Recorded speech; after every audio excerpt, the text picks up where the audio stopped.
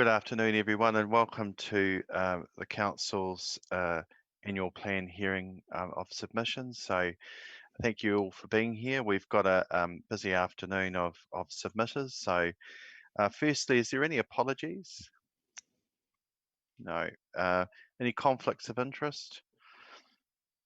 So we'll come to item 3, which is hearing of submissions to the draft annual plan, as per the timetable, which is within your diligent systems there. So the first is the Oxford Hoka Community Board, and so I'd like to welcome Doug, Mr. Doug Nicol, the chair of the board. Good afternoon, Doug. Welcome to our hearing. Can you hear? You're on mute, Doug, so.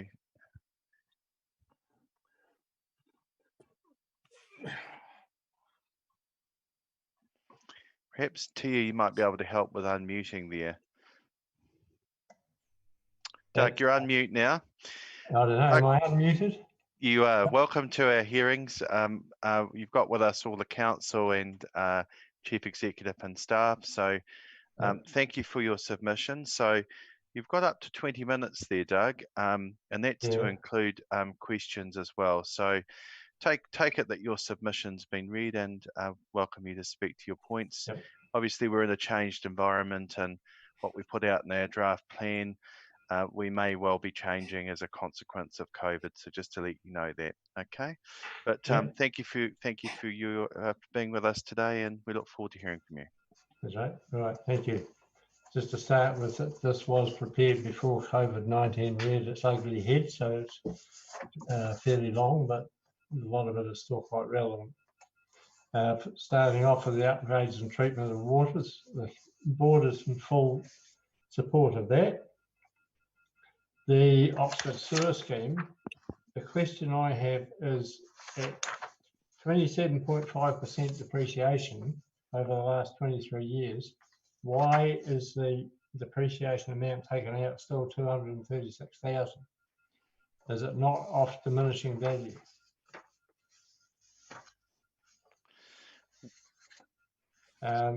Moving on to the Skew Bridge, very important that this gets replaced, as it's becoming a far more busy means of getting out of Rangiora and into Christchurch than what it used to be.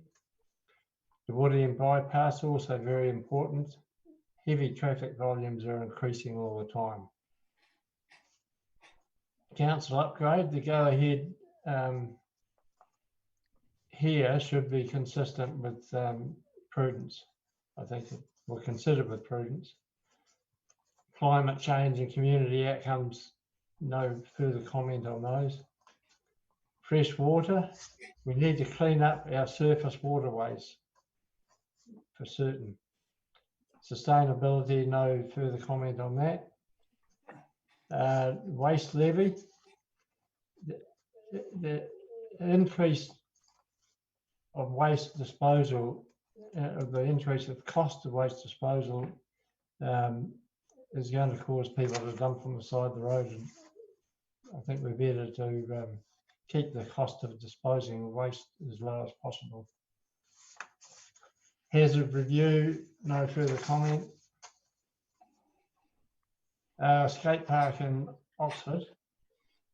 This has been an ongoing requirement or requested for some years, and under the present financial climate, I guess we need to wait some more. But it would be good to have something done with that. The Oxford Dog Park is another long-term project that doesn't need to progress at this point, I feel. Roading and pathways. I think this was talked about when I first became involved with the Oxford Air Ward Advisory Board 16 years ago. And it would be good to see some positive progress. There's a lot of footpaths that don't exist in Oxford. Repairing and planting, no further comment. Rural traffic safety. These items speak for themselves. Once again, they have been under the spotlight for some years. Mandeville Swannanoa, full support from the board on that. Cycleways, no further comment.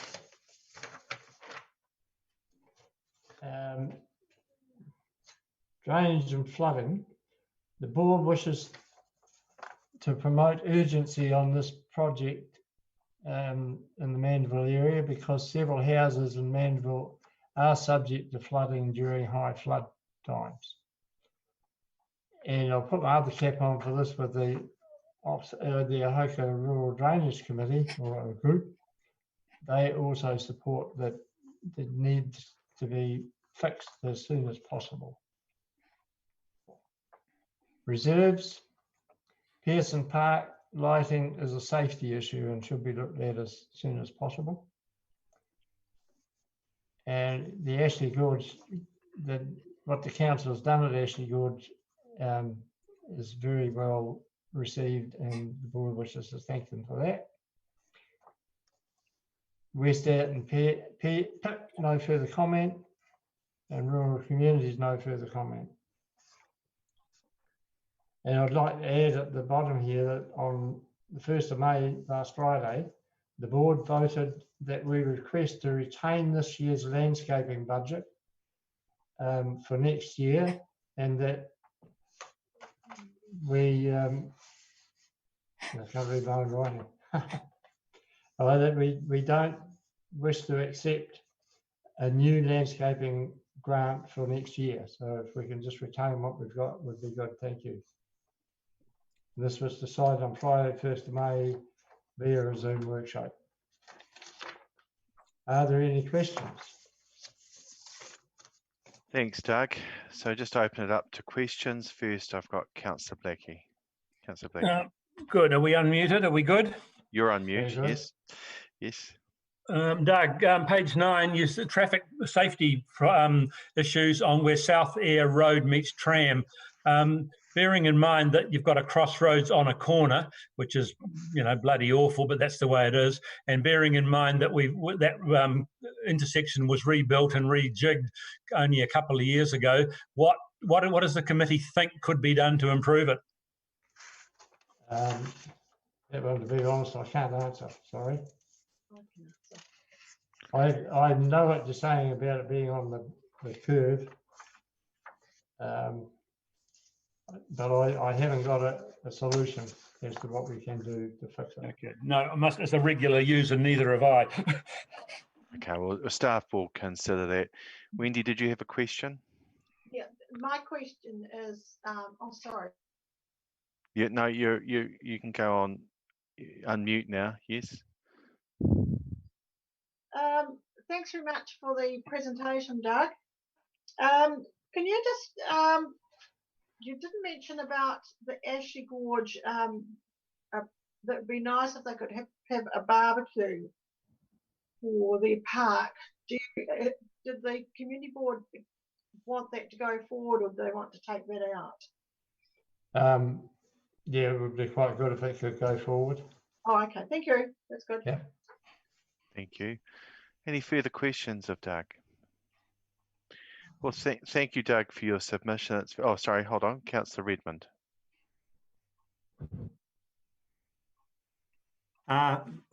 Thank you, Doug, for coming along and being the guinea pig on our first submission.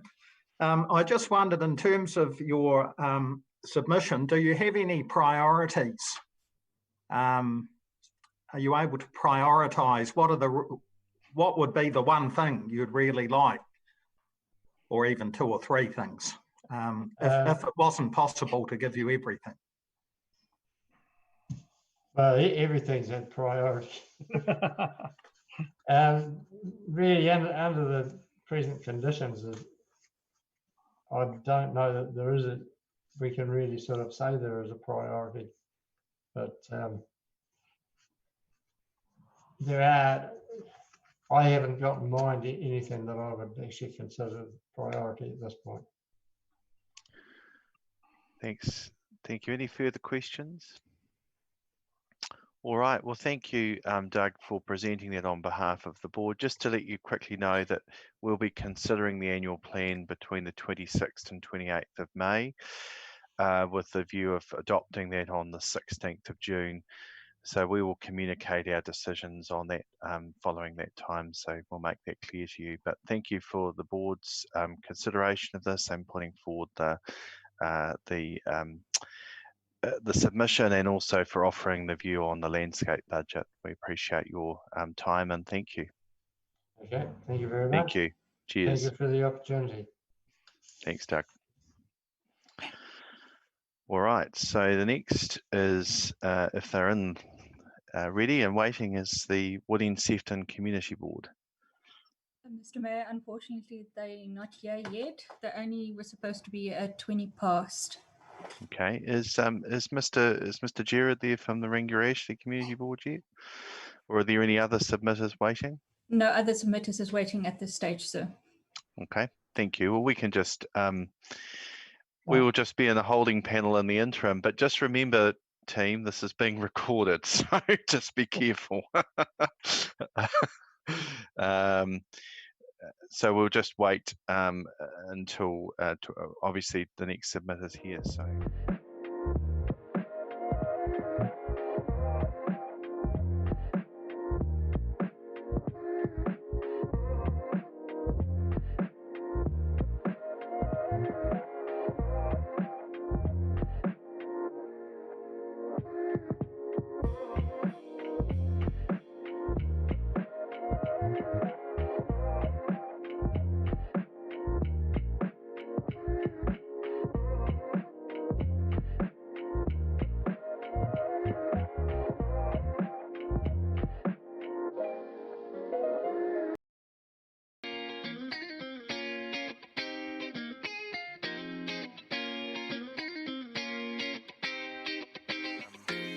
Please show the submitter through.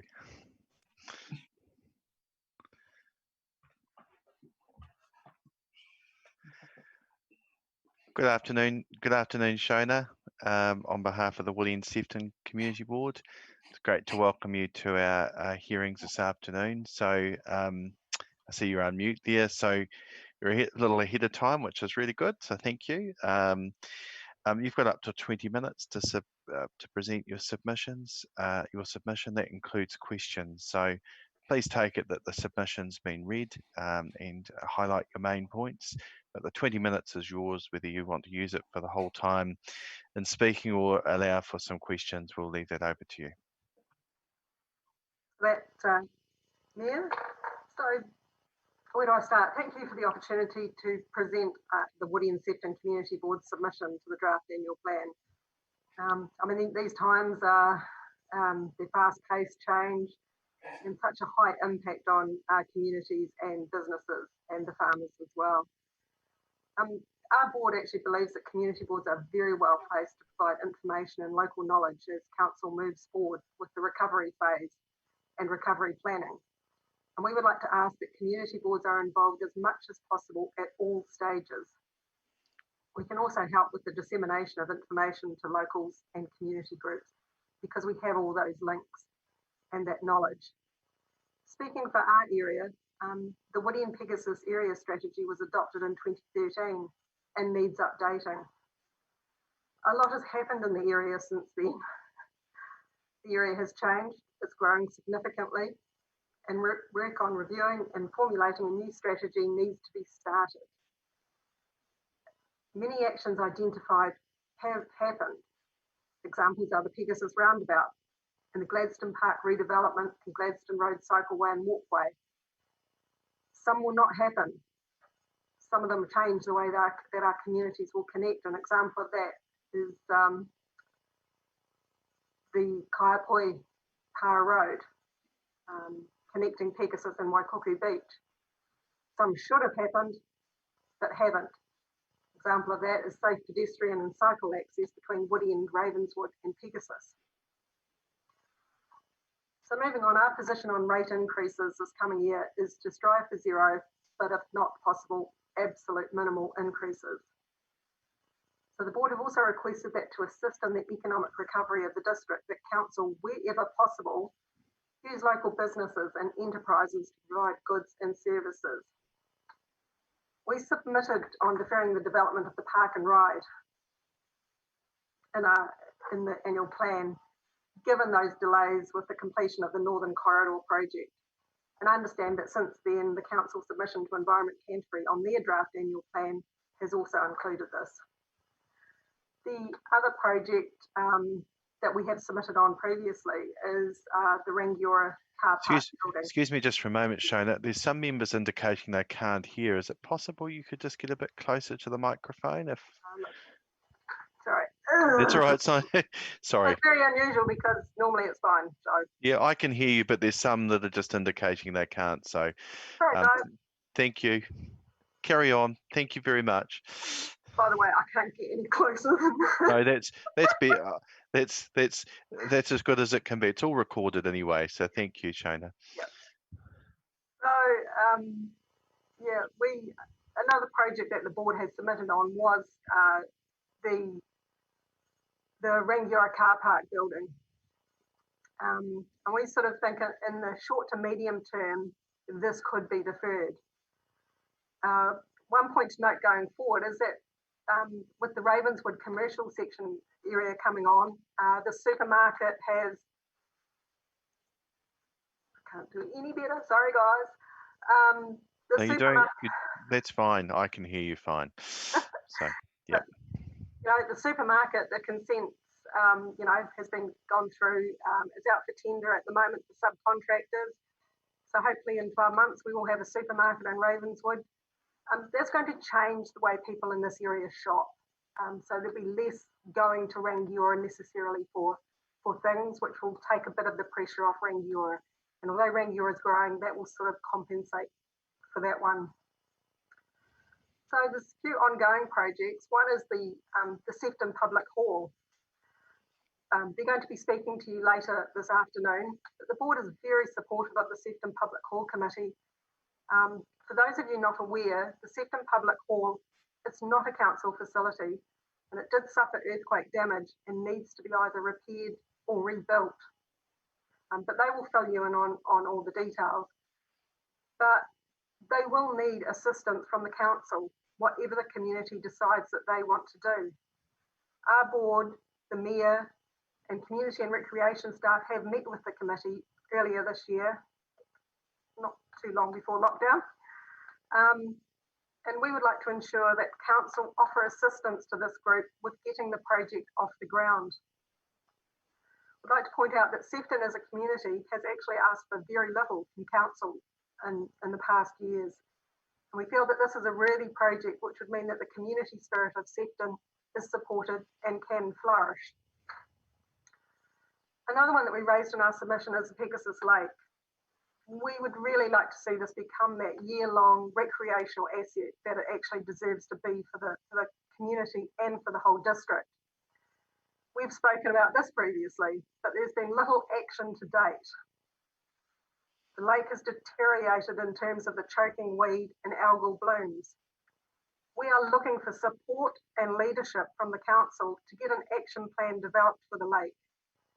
A key part of this is that accountability for actions, as it hasn't happened so far.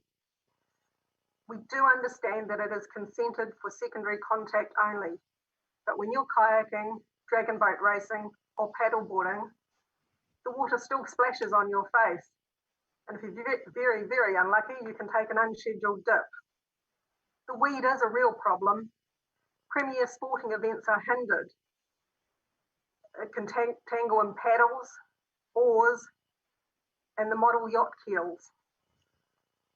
The lake has really been enjoyed by the locals during level 4 and by some of the wider community in level 3. And now is the time for some action on the lake. Community facilities. Again, we have spoken about this before. We have Ravenswood growing. They're looking at getting stage 3 hopefully underway soon. So we're planning on that one. Pegasus is growing. All that we ask is that some consideration is given to where the community facilities will go. Once the land has gone, it is gone if it is not secured now. Connections between the communities. This is one I think the board has raised in every annual plan I've been involved in now. And I would say a big thank you to the council and to the mayor for their efforts in advocating for the State Highway 1 safety improvements and the Wood End bypass, and request that this work be continued. But as part of those safety improvements already being considered by NZTA, the board want council to work with them on developing safe access for pedestrians and cyclists at the Pegasus roundabout and between Wood End and Pegasus. There has been a real noticeable increase in the number and frequency of cyclists and pedestrians on this very short stretch of State Highway 1 between Pegasus and Wood End this year. It's been actually particularly extremely noticeable during lockdown with less traffic. But I personally usually travel that route every day, and just about every day I have seen somebody cycling along there or walking and even pushing strollers along there. That is just not acceptable. There is going to be an accident if something is not done, and we request that you do work with NZTA on that one. They do have some land off that they have purchased from Ravenswood, which would be a possibility for something. Also, cycleways and walkways have been left unconnected for far too long in our area, whilst we await on safety improvements on State Highway 1. So specifically connecting the Jill Creamer Trail to along the footpath to Wood End School on State Highway 1. That's got to be a #1 priority to provide safe cycling and scootering for Wood End Beach children to get to and from school. Others include the Rangiora Wood End Path, which ends at Chinnery's Road, the path through Copper Beach to connect to the Gladstone Road cycleway via Petrie's Road. And then of course we have the Rangiora Wood End Path that just ends at Chinnery's Road. We have been waiting for these projects to be all connected up, and it is taking some time. Community board budgets. We were asked to look at our budgets, and so we looked at the landscaping budget, and the board has agreed not to seek any landscaping budget for the coming year from council. Our board has $12,000 in this year's budget that we would like to carry over, which we will spend in the next financial year. We see this as important, given that priority from council is likely to be given to infrastructure projects. And we want to ensure that some of those smaller local projects can happen, because these can have an amazing positive impact on communities. And an example of that is the accessible beach access at Pegasus Beach, which has just been completed. The feedback from this small project has been very positive and gave a real lift to people at probably just the right time, as it showed that something that is considered important, it's getting onto that beach, which for some people they just have not been able to do for some time. So it's meant that the beach is more accessible to all, and has just given everybody a real lift going forward. Discretionary funding. The board would like to signal that in the next long-term plan, we will be seeking an increase in discretionary funding for our community groups. This is an important fund for our area because with new communities being established, the needs are very high to establish new groups and get that sense of belonging that we want to see in our communities. And finally, from us, a big thank you to council and to staff for their leadership and their responsiveness to the pandemic. And I'm here for any questions. Thanks, Shona. That's a very clear submission. Thank you. So firstly, I have Councillor Stewart, followed by Councillor Barnett with some questions, and then Councillor Blackie. Councillor Stewart first. Thank you. Thank you for your comprehensive submissions, Shona. Very well done. The Sefton Public Hall, the total new hall project is 1.3 million. Do you know whether the Sefton Public Hall Committee or the community is able to sustain a low interest or interest-free loan that the council might like to consider as one of the options to help out with that project? I haven't looked at the financials lately, and you know, things have changed going forward with less money, available through things like RATA and things like that. So that may have an impact. So I'd really rather not say, because I really just do not have the knowledge of that specifically, Councillor. Is there any other questions here, Sandra? Thank you. So move to Councillor Blackie. You're not muted there, Al. There he is. No, you are now. No, you're mute, Al. You're on mute. Now we're right. You're right now. Yeah, I was right the first time, I think. Hi, Shona. That great bone of contention known as Pegasus Lake, you and I both know that Council Green Space specifically have tried very hard over the years to get some action.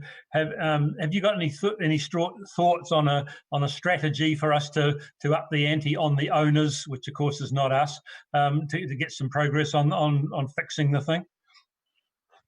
Having new owners is actually the best opportunity possible. The new owners are called Templeton Group. They have taken over. Unfortunately, it's been a bit of difficulty with lockdown happening, with them unable to engage more with the community as they did want to actually do. So I think this is the ideal opportunity to actually work with the Templeton Group, use the expertise that hopefully ECAN can bring to the table, and actually try and come up with a plan going forward. Just briefly, Templeton Group have met with me, and they've met with Pegasus Residents Group, and they have met with ECAN, and they're certainly signalling in our staff a willingness to try and work on this. So just, I don't want to get into a debate about it, but just to let you know that they've certainly been in contact. So it's encouraging at this point. Councillor Barnett. Yes, hello, Shona, and thanks for your very full submission. My question is, your board is advocating to lower the rates increase and as much as we possibly can. Is the Woody and Pegasus community prepared to accept a lower level of service in order for us to do that? For example, not looking after trees so much, perhaps mowing, those sort of areas. Does your board understand that by having to lower rates, we would have to lower service potentially? Yes, we are aware of that. There are some areas that we wouldn't want to see a decrease in service. We've just managed to get some areas around the community looking a bit better. I would also actually point out that Pegasus itself does actually pay a service charge for maintenance of street trees and reserves. I understand, because we have a high number of reserves. So there is that sort of thing. I mean, there is a balancing act.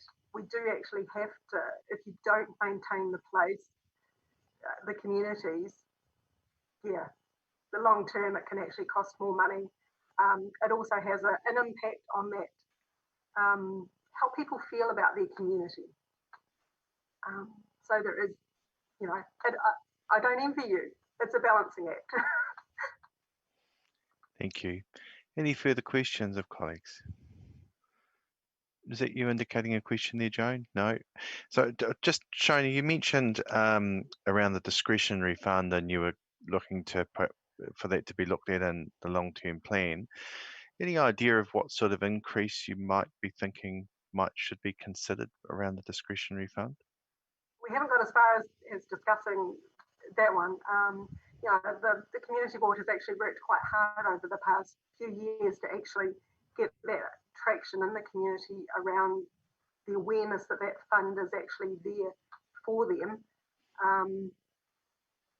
There has also been a bit of discussion about whether we would look at reviewing the criteria for the discretionary fund to focus more on the local community groups.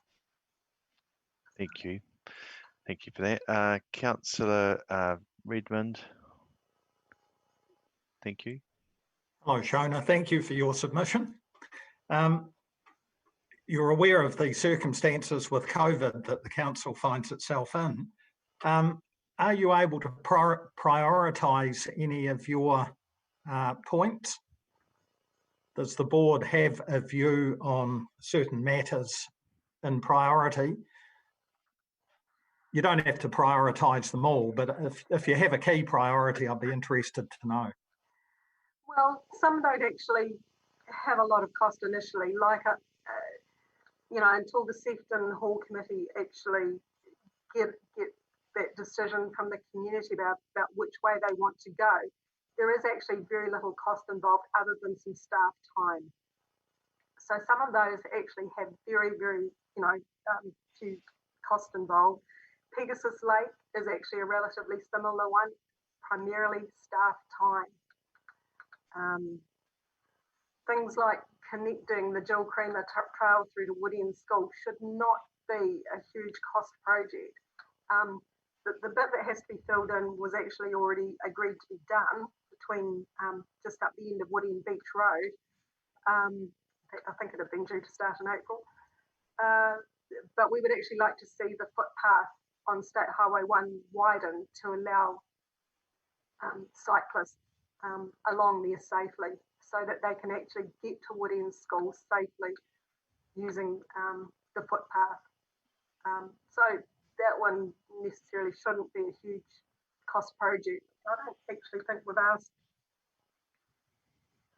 One of the big ones, I suppose, is, a lot of them are staff time. I could come back to that. The NZTA, working with NZTA on the path between the Pegasus roundabout and Wood End is actually an NZTA responsibility.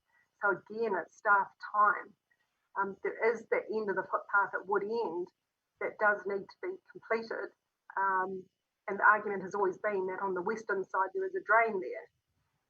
And our response to that has always been, how about the eastern side there, where there is no drain? Because it would be safer for people to cross in a 50k area where there's clear visibility in both ways than it is further back. So, yeah. Okay. I'm not sure, I can't even think what other projects there were, Philip, so.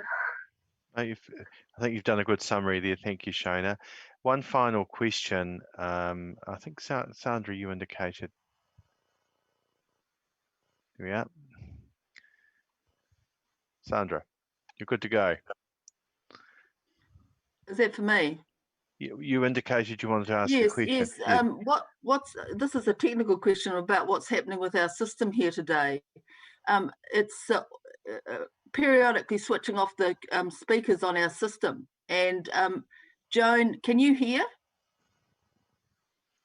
Okay, well, I won't burden Shona with this. It's just that some can't hear. Tia perhaps could just Sorry, look into that. But hey, look. Can we just hold on that, because we've got a bit of a gap between. We'll deal with that in a minute. So look, Shona, thank you very much for the preparation of the board submission and also your time today. You've put your case and your views very, very succinctly, and we appreciate that. Going forward, the council will be considering the annual plan 26th to 28th of May, and then we look to adopt that on the 16th of June. And we'll be able to communicate our decisions beyond that. I'm sure it'll probably be in the media before then where we're likely to be, but we'd look at officially communicating at that point. But look, we appreciate your time and thank you for presenting your board's view today. Thank you. It's actually good to see you all. I haven't seen some of you for some time, so it's good to see you. Nice to see you too. Bye. Take care. Cheers. Tia, just on the point that Sandra raised before we invite Board Chair Gerard in, there is an issue for some with sound. Is there any answer on that? Joan, have you got the same view too, have you? I had to push my button about every 5 seconds. I hardly heard a word of what Shona said. Okay. I'm noticing that because I had the issue a few meetings ago, the speakers on your system are automatically flipping on and off all the time. So that arrow like that on your taskbar at the bottom, if you press that, you'll see the speaker icon and it's got a cross by it. You need to tap it and turn your speakers back on again. And it's doing it all the time. Tia, Dina, are you aware, or Dan, are you aware of any issues going on there? I'm not aware of any issues, Mr. Mayor. It's not a Zoom function, so I don't know if it's actually the iPads or the hardware that the councils are using. it doesn't seem that all the councillors had the same problem. So no, I can hear. No. I can hear fine. Have Look, you just got yours plugged in? Have you got your power cord into your device? Because that sometimes it turns my volume off. If the power well, cord. just a matter of things. There's only so many things the staff can rectify here, but it is all recorded.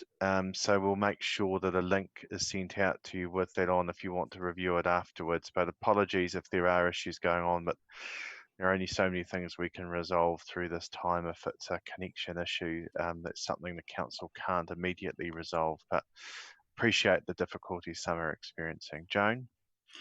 My difficulty was only when Shona was talking. When the councillor were talking, it wasn't an issue. It was only when Shona was talking. Okay, well, I think we're going to move along now. We've been advised by staff from their perspective there's no issue, but it is recorded and we'll make sure a copy's sent out to you, and there will be minutes of this as well, okay? All right, so Tia, is Board Chair Jim Gerard in the waiting room? Yes, Mr. Mayor, I've just let him in. Thank you. Hello, Jim. Can you hear us, Jim? Jim Gerard? Hello, Jim.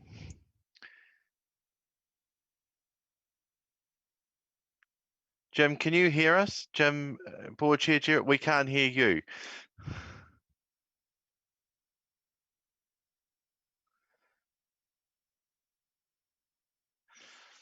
Oh, he's connecting to audio now. Here we are. Can you hear us now, Jim? He's on mute.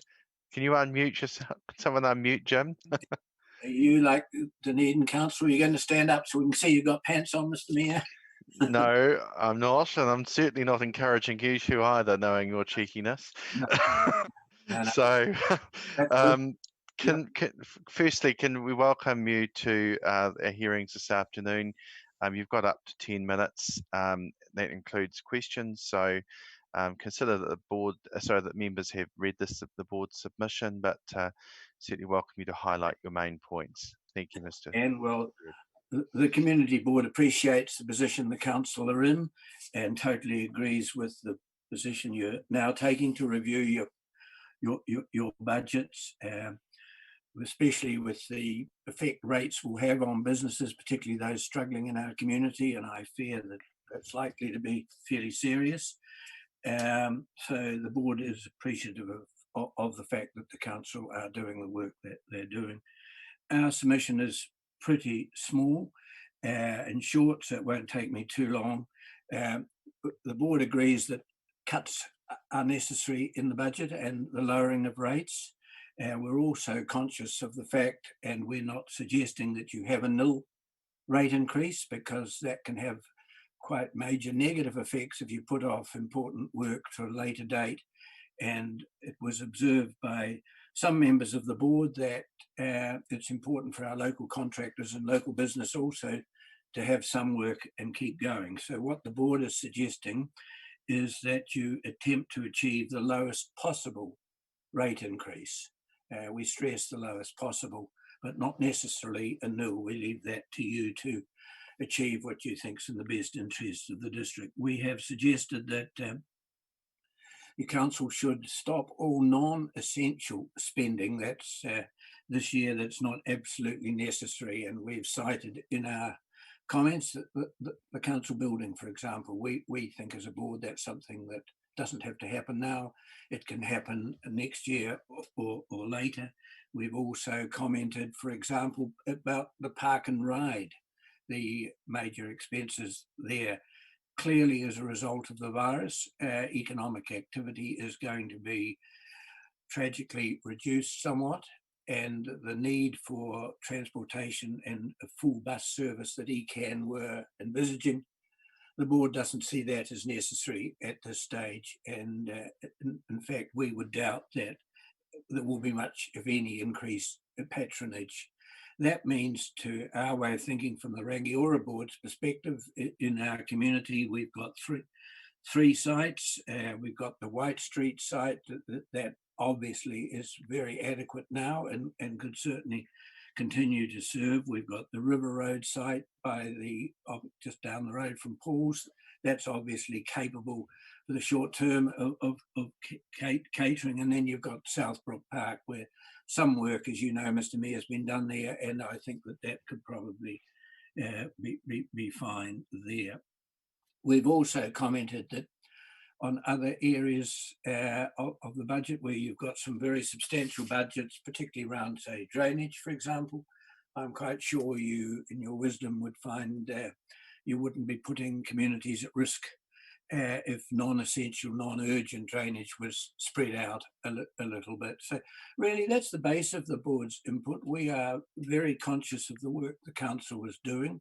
The board's very happy with the communications we've had, both with staff, yourself, the CEO and the finance manager, who have participated in some board meetings.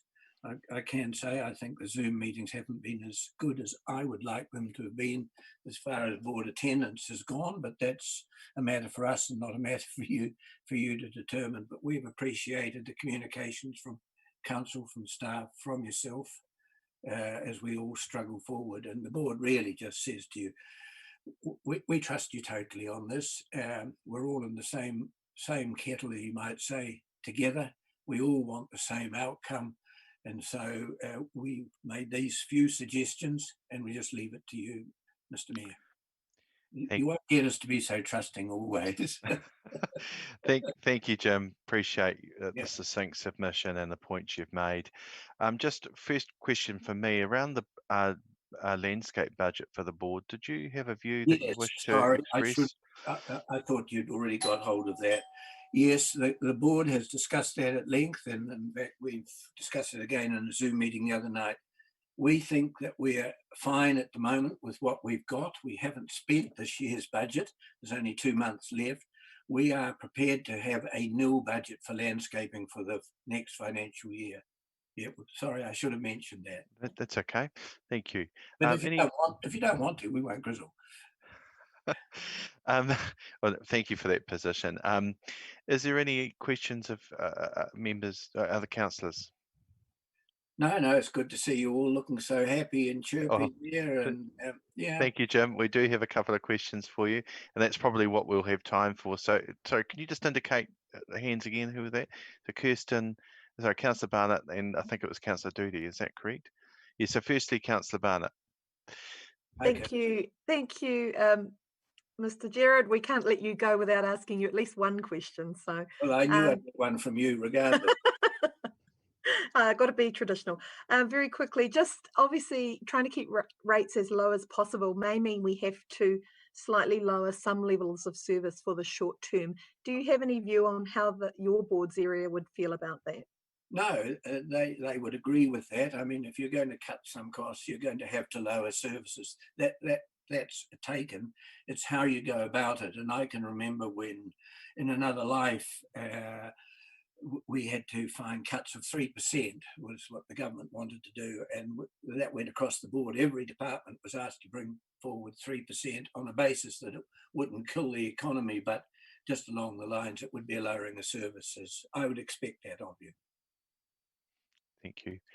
Councillor Doody? That was basically the question I was going to ask as well.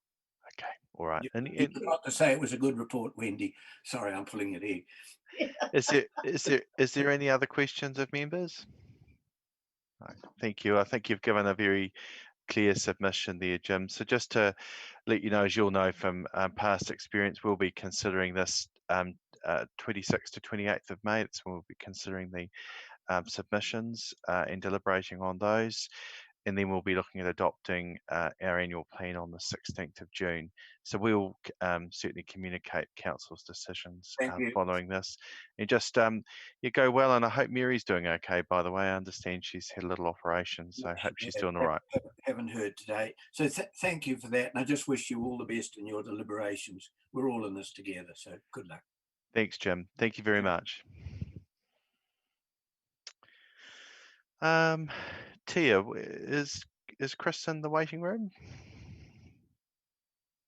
Yes, Mr. Mayor, I've just let her in. Thank you.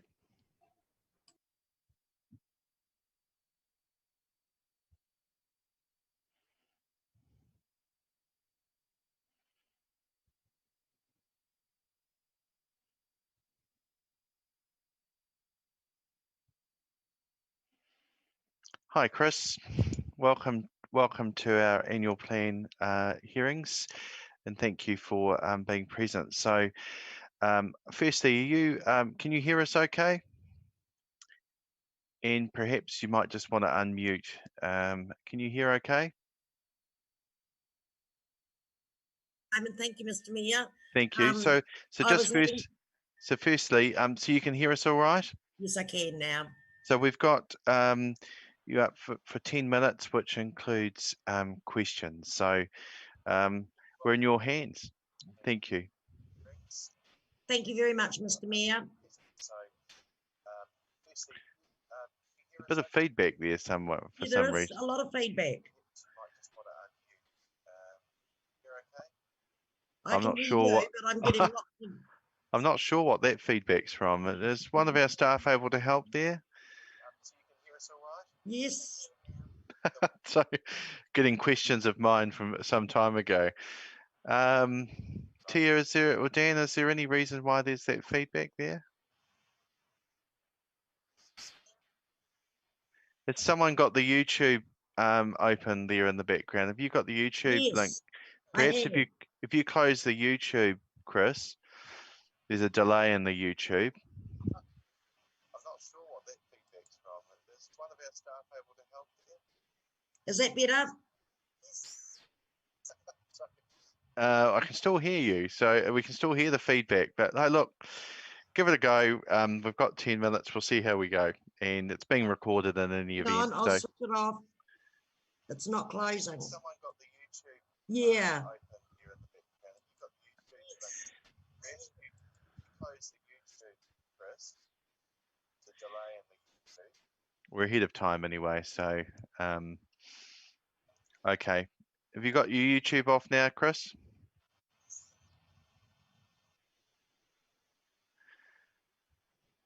All right. Can you hear us? I can hear you, but I can't see you. Okay. I've got a big word Zoom on my screen. Well, we can hear you fine. So are you happy with that? We'll just proceed. And okay, so look, Chris, 10 up to 10 minutes with questions included. So we've seen your submission, so consider that's been read.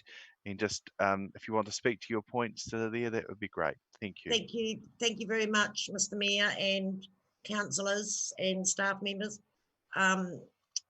for giving us this opportunity. We kept our submission, well, we didn't actually even put in a submission. We just acknowledged that there was an opportunity to submit with our requests and wants and desires. But because of the situation, we actually chose not to. We know there's quite a negative financial impact that because of COVID-19 that councillors are going to have to deal with and cope with in the best possible way. And probably our main request was that you keep the rates as low as possible, not reduce them, not keep them at the same level. We know they've got to be increased in a we hope in a smallest capacity that it possibly can. Now, I don't know how you're going to do that, but I wish you all the best.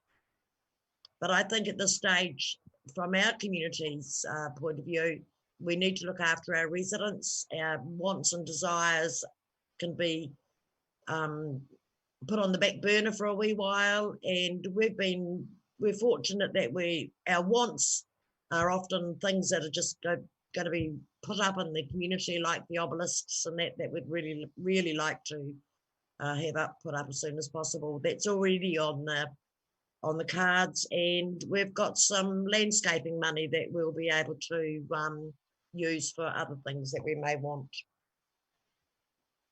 So really, I just wish you all the very best for the next 12 months, working in the best possible way for our business people and our residents. Thank you, Chris, for those comments. Very succinct submission. Thank you. First question I'll just ask you is around the board's discretionary grant for landscaping. Does the board have an opinion on whether or not you'd like that the standard increase to occur this year, or were you looking to hold that? Other boards have expressed an opinion as they've submitted to us today. Are you talking about discretionary and landscaping? Just the landscape budget. I wasn't. Okay, Yeah. so our landscaping budget, we've chosen not to accept any or ask for any more funding to put towards that. We will keep that as is for the 2021 year. Okay, thanks, Chris. Councillor Doody, you were indicating a question. Is that right? No, is there any other questions? I was going to ask that question. Okay, firstly, so we're at Councillor Ward followed by Councillor Barnett. Councillor Ward. Mine is not actually a question, it's just to say thank you so much, Chris, for everything you do for us in Waimakariri. Excuse me, you're an amazing lady and we appreciate everything you do for us. Oh, may I say thank you? Thank you, Councillor Ward, but I just would appreciate if colleagues did keep it to questions, otherwise it'll be a bit of a free-for-all. But I think that's a sentiment that's broadly shared by all, but I'll let you away with it this time. Councillor Barnett. Yes, thank you, Chris. My question is, we have had another submitter suggest that one way to defer some costs in the budget would be to defer some of the regeneration projects that we've got over the next few years. Do you have any commentary from a board point of view as to how you think the council should proceed under the COVID-19 situation with the regeneration work? I don't think I can comment from the board's point of view. It would have to be from a personal point of view. And in saying that, I'm sure the board will agree. We don't have to rush with anything. You know, there's lots and lots of plans out there, but I think there's some other things in the district that need to be done that are more important than us rushing to get things done in Kaiapoi with the regen money. I'd like to think that the regen money doesn't disappear. Okay, thank you. Any further questions? Thank you. Thank you, Chris. Oh, sorry, Councillor Redmond. Thank you, Chris. Whoops. Oh, I am unmute. You are. Thank you for your letter, Chris. We have a lengthy submission from a board member. I take it that your board discussed a number of detailed projects and decided as a board that the economic well-being of the community took precedence over specific projects. Yes, I was actually going to bring that up, that there are some. Can I bring that up now? Yes. Mr. Mayor? Yes, you can. Yes. I was going to make a comment before I finish today that I'm aware there are 2 more submissions from community board members, which I need to really make clear that they're not. Mr. Mayor, if I may have a point of order. Point of order is that those submissions are personal from personal people who are members of the board. They are nothing to do with the Kaiapoi Community Board. Which is I think it's a very unfair question. Yeah, okay. So look, I think the point's been made that they are individual members' submissions. They're not a view of the board. The board's made its submission, so don't require any further comment. But thank you for. Thank you. Yeah. Okay. Any other question there, Councillor Redmond? No, that's all. Okay. All right. Okay. Thank you, Chris, for your. I don't see any other questions. Thank you, Chris, for your succinct submission. And obviously, as you acknowledge, we're in difficult times, so we appreciate the support of the board and what you've said. Just going forward, Council will be considering submissions, deliberating on those the 26th to the 28th of May, and we'll look at adopting our annual plan on the 16th of June. So we will communicate our decisions with the board and the community at that time. So thank you again for your time, and we appreciate the effort that the board's put into and you have in presenting today. Thank you. Thank you. All right, everyone, we've got a 15-minute break. let's call it a 10-minute break, and then we could, if Martin's here, we can just keep making time, which I think would be good. So if we could just resume it at 2:05. Dan, in the interim, does the video go on hot recording?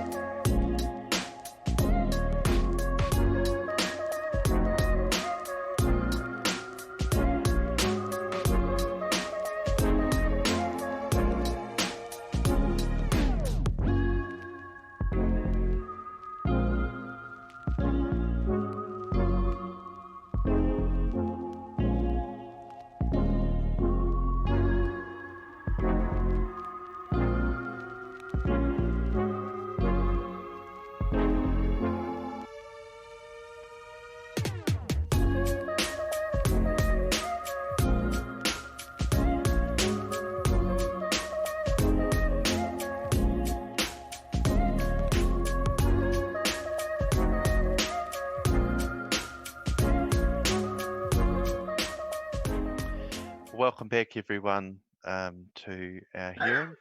So I understand we have Martin Pinkham with us. Is that correct, Martin? Perhaps you're on mute now? Hello, Martin.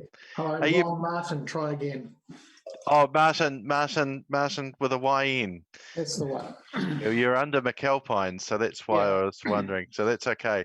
Hey, so thanks, Martin. You're presenting on behalf of obviously Kaipoi Promotions. So you've got up to 10 minutes, Martin. That includes questions. So just assume that colleagues have read your submission. So just either summarize that, but you can use the whole time, or if you want to, or use the least amount, and there'll be an opportunity for questions. We're in your hands. Thank you and welcome. Thank you, Mr. Mayor, and hello all. As you see from our submission, there is actually not a lot to talk to, so I'm just going to very quickly go through the highlights. We've got a slideshow, which hopefully you're all seeing on your screens now. Yes, we are. Cool. Okay, so the submission's on two parts. The first part is around the cycleway development around Kaipoi. The KPA strongly supports the proposal to provide $250,000 in the recreation budget towards the construction of a recreation cycle route from the north end of the Waimakariri River Bridge to central Kaipoi, utilising the existing ECAN stop banks.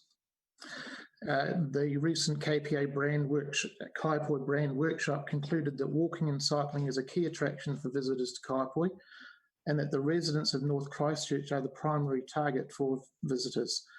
As the country emerges from the current lockdown, it is clear that domestic visitors to Kaipoi will be key to ensuring that a wide range of visitors in the Kaipoi area survive.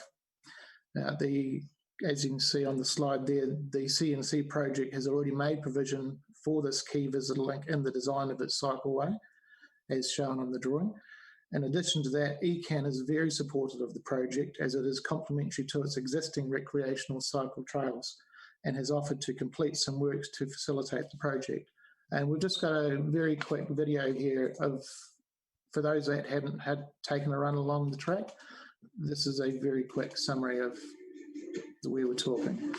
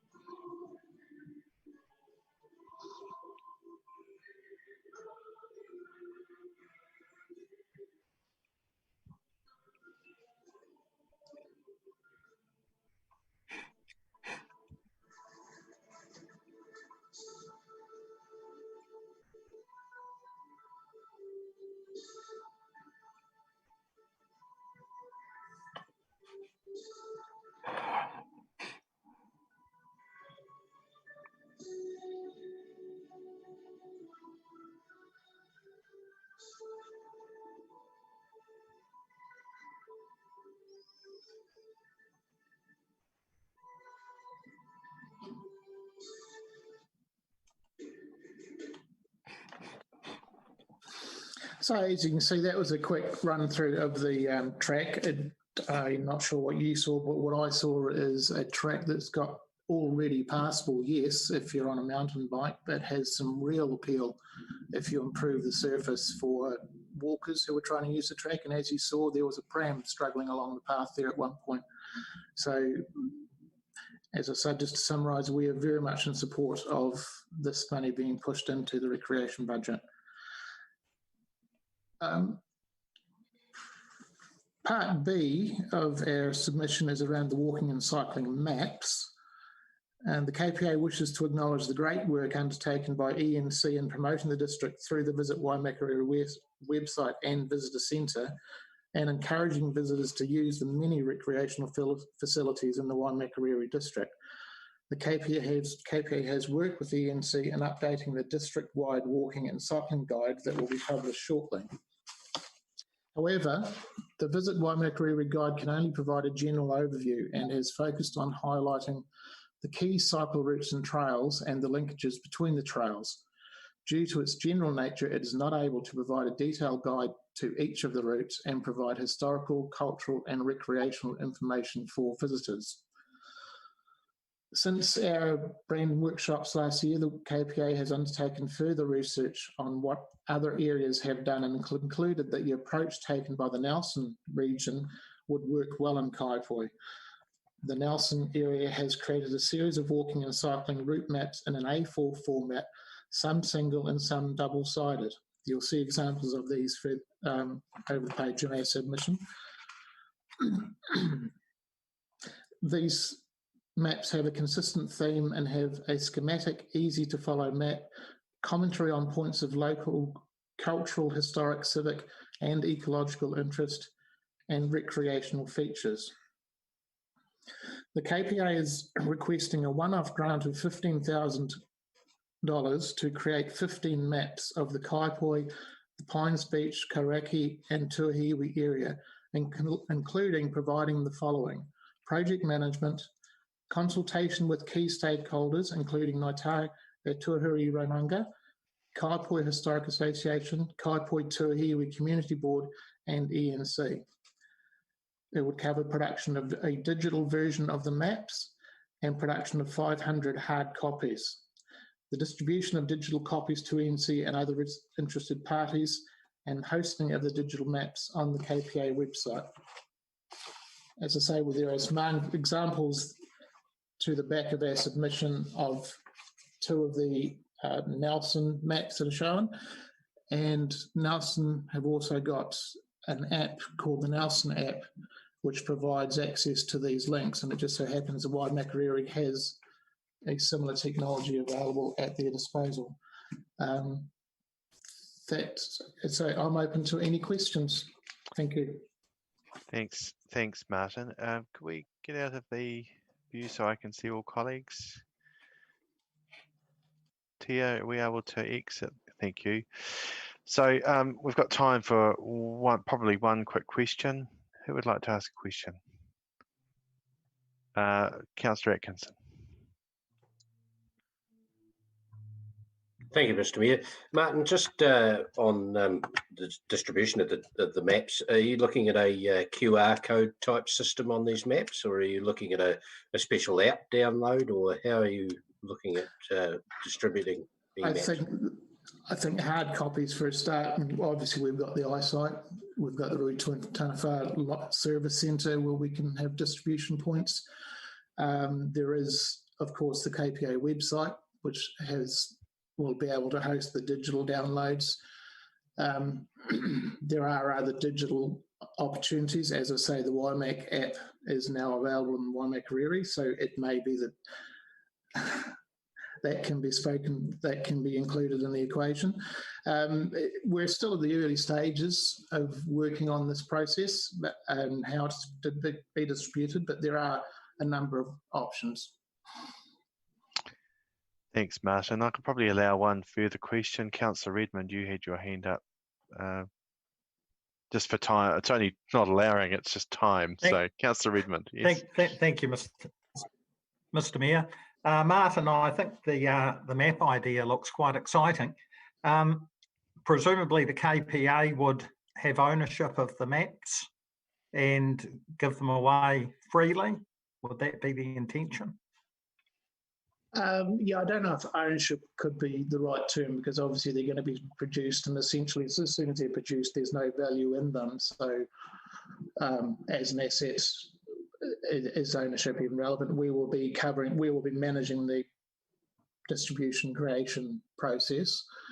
If you want to use ownership. We've just lost you there, Martin. Frozen. Yeah, we just lost you. We're losing you there. You're buffering. So okay. Sorry, we missed your point. So anyway, we will. I think you answered it in the event around the ownership. So thank you, Martin. Just while you're on with us, just thank you for your submission. Just to let you know that consideration of the annual plan by council deliberations 26th to 28th of May. And we'll look to adopt our annual plan on the 16th of June, and we will obviously communicate our decisions to you and the community following that. So thank you for your submission, and thank you for the work that you do with KPA, and we appreciate your submission this afternoon. Thank you. Thank you. Okay, the next, have we got Kaipui East Residents Group in the waiting room there, Tia? Yes, we do, Mr. Mayor. I've just let them in. Yes, please. Thank you.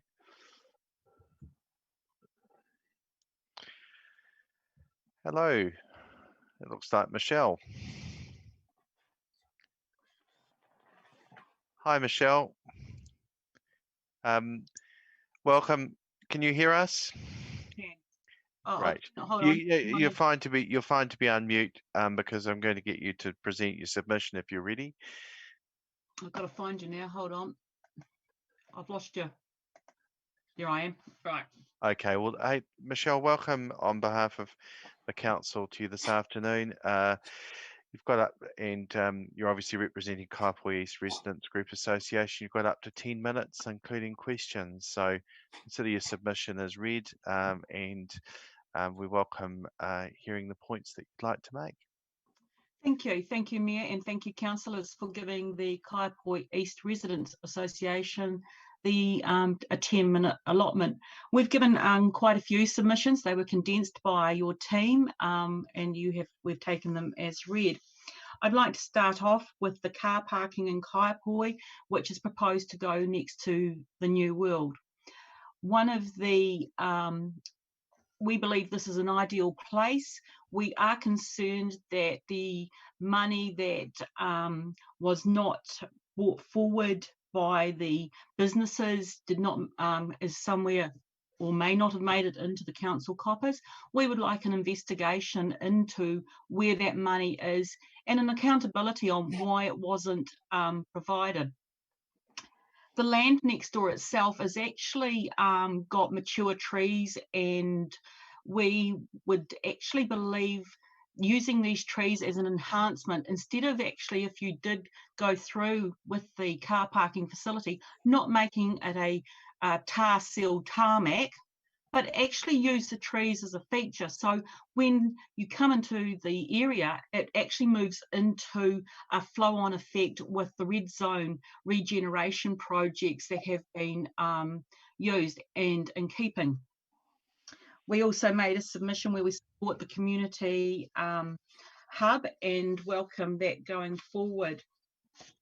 We also would like to pass comment on freedom camping in the Kaipui regeneration areas. We would like to put forward that the council consider actually having a bylaw where freedom camping is illegal and people are encouraged to use our camping ground facilities. Now, the reason for this is it provides a more tidy area. We have had a serial freedom camper in the Kaipui East regeneration area. If you direct these people into our camping grounds, we are providing revenue for a business, we're providing employment for our locals, and we're keeping our amenities in a state where they're welcoming for visitors to come and wander, not camp and stay, especially if they are in camper vans or just vans that have not actually got sanitary sanitary you know what I'm saying. So we would actually like to really see that as a bylaw and provide support to the camping ground businesses in the district. My next topic is the Kaiapoi East spraying practices. Now, for those who haven't been to the Kaiapoi East Regeneration Zone recently, in early summer of 2019, an extensive severe spraying program was taken in this area. And what it has done is actually impacted on mature trees that have survived being the earthquakes, the demolition, and were earmarked by Sarah. We have lost natives, we have lost magnolias. These are trees that were beautiful trees to walk around, but also it impacted on the skinks and geckos that were re-establishing themselves in what I'll call this grassland area. And both skinks and geckos are protected by DOC. So we've actually got an ecosystem that was impacted by a very strong spray campaign. To top it off, the dead weeds that were left in the tree lines are still there. So they're a fire hazard. So you could argue that they were going to be used to stop a fire hazard, but we've got a whole lot of dead weeds sitting there, and it doesn't look pretty. Now, given the COVID lockdown area 4, the Kaiapoi East became quite an area for people to wander because it's a grassland. It's not a manicured area, but it's just nice if you want to go and have that wander, be therapeutic in just unwinding, because the space is there and it's a good asset. If we actually make it look neglected by the overzealous spraying and the plants that have actually, or trees that are damaged or dying, we're actually creating a negative impact to our community at a time when they do need positive well-being. And using this area as another well-being place for Kaiapoi residents, North Canterbury residents, but also for residents from Christchurch to come to the whole red zone area would actually be a day tripper's asset to our community. If you take last Sunday, when after the lockdown, you had numerous cars going into Sumner. Why don't we promote the Kaiapoi regeneration area as the alternative? And this is something that could be in support of what Martin, the previous speaker, has done, that it's not, we've got to promote the Kaiapoi regeneration area as the well-being area that you can walk, you've got access to everything and and you can do it cheaply and support the businesses by promoting that. We then move on to the license to occupy. If the council's going to be fiscally responsible, then if someone's being issued a license to occupy, they should actually be charged a price. If you look at Lands and Survey or any other councils, when they're issuing a license, people have to pay for it. The one I'm referring to was the one just recently issued to the Port and Eagle. If I was in London and had a cafe by the Thames, or if I was in Paris and had a cafe by the Seine, I would not be getting a license to occupy for free. I'd be paying. Kaiapoi is the Riviera and this is a beautiful asset that has now been given to one business. A precedent has been set. If another business wants to use a similar area, are you going to charge him or are you going to make it for free? If you take the same argument, that equates to business residents. Well, he got something, extended his land for free. Why can't I? So I think the council going forward needs to be very careful and mindful that a precedent can be set, which is very hard to backtrack, but also it generates revenue and adds value. If something has a monetary value to it, people value it. We would then like to talk to our next point is... Just to let you know, you've got 2 minutes, Michelle. Yep. Has anyone got any questions? So have you got any further points you want to make, or are you happy for questions, yeah? I'll take the questions. Okay. So any questions of colleagues? Doesn't appear to be. So Well, you're welcome to, you can conclude your remarks, or we can leave it there. Just, I think everyone's, well, I certainly have, and I'm sure others have as well, have read your submission. So understand the points you've made. yeah. Just the one around the budgeting for the regeneration area. Personally, I believe we should actually continue with the regeneration projects that we've got, but we need to have accountability around where it's being spent. So just being financially prudent. Okay. Thank you. Thank you, Michelle. You've made your points really well. There's a question from Councillor Redmond. So, Councillor Redmond. Hello, I'll be quick, Michelle. You're running out of time. Has the Residents Association thought about the effect of COVID-19 on council budgets, and do they have a view? Yes, we actually have thought about the impact of COVID-19. We believe the budgets should either be held at where they are. We don't believe they should be decreased, because we still have to continue to maintain our asset. We also need to be forward thinking that to bring people into our district, we need to have a gateway, and you need to have somewhere where it's welcoming. And Kaipoi is that gateway to the Waimakariri, and the red zone investment area would be negligible when you consider that there is already budget there that Community Board Councillor Chris Greengrass had mentioned. So the Kaipoi regeneration area is nearly there. Why stop now? Because you've spent 90% of, or a large portion of it. Do the other 10% and then let it sit and bring and promote the people to come to use it as a day tripper's paradise that is cheap, it's family orientated, it's covers all ages and abilities. It is our jewel in the asset that we need to promote for Kaipoi and the wider district. Thanks, Michelle. Thank you, Michelle. Unfortunately, you've run out of time, but we appreciate the points that you've made. Just so you're aware of our process, between Council will deliberate on submissions between the 26th to the 28th of May.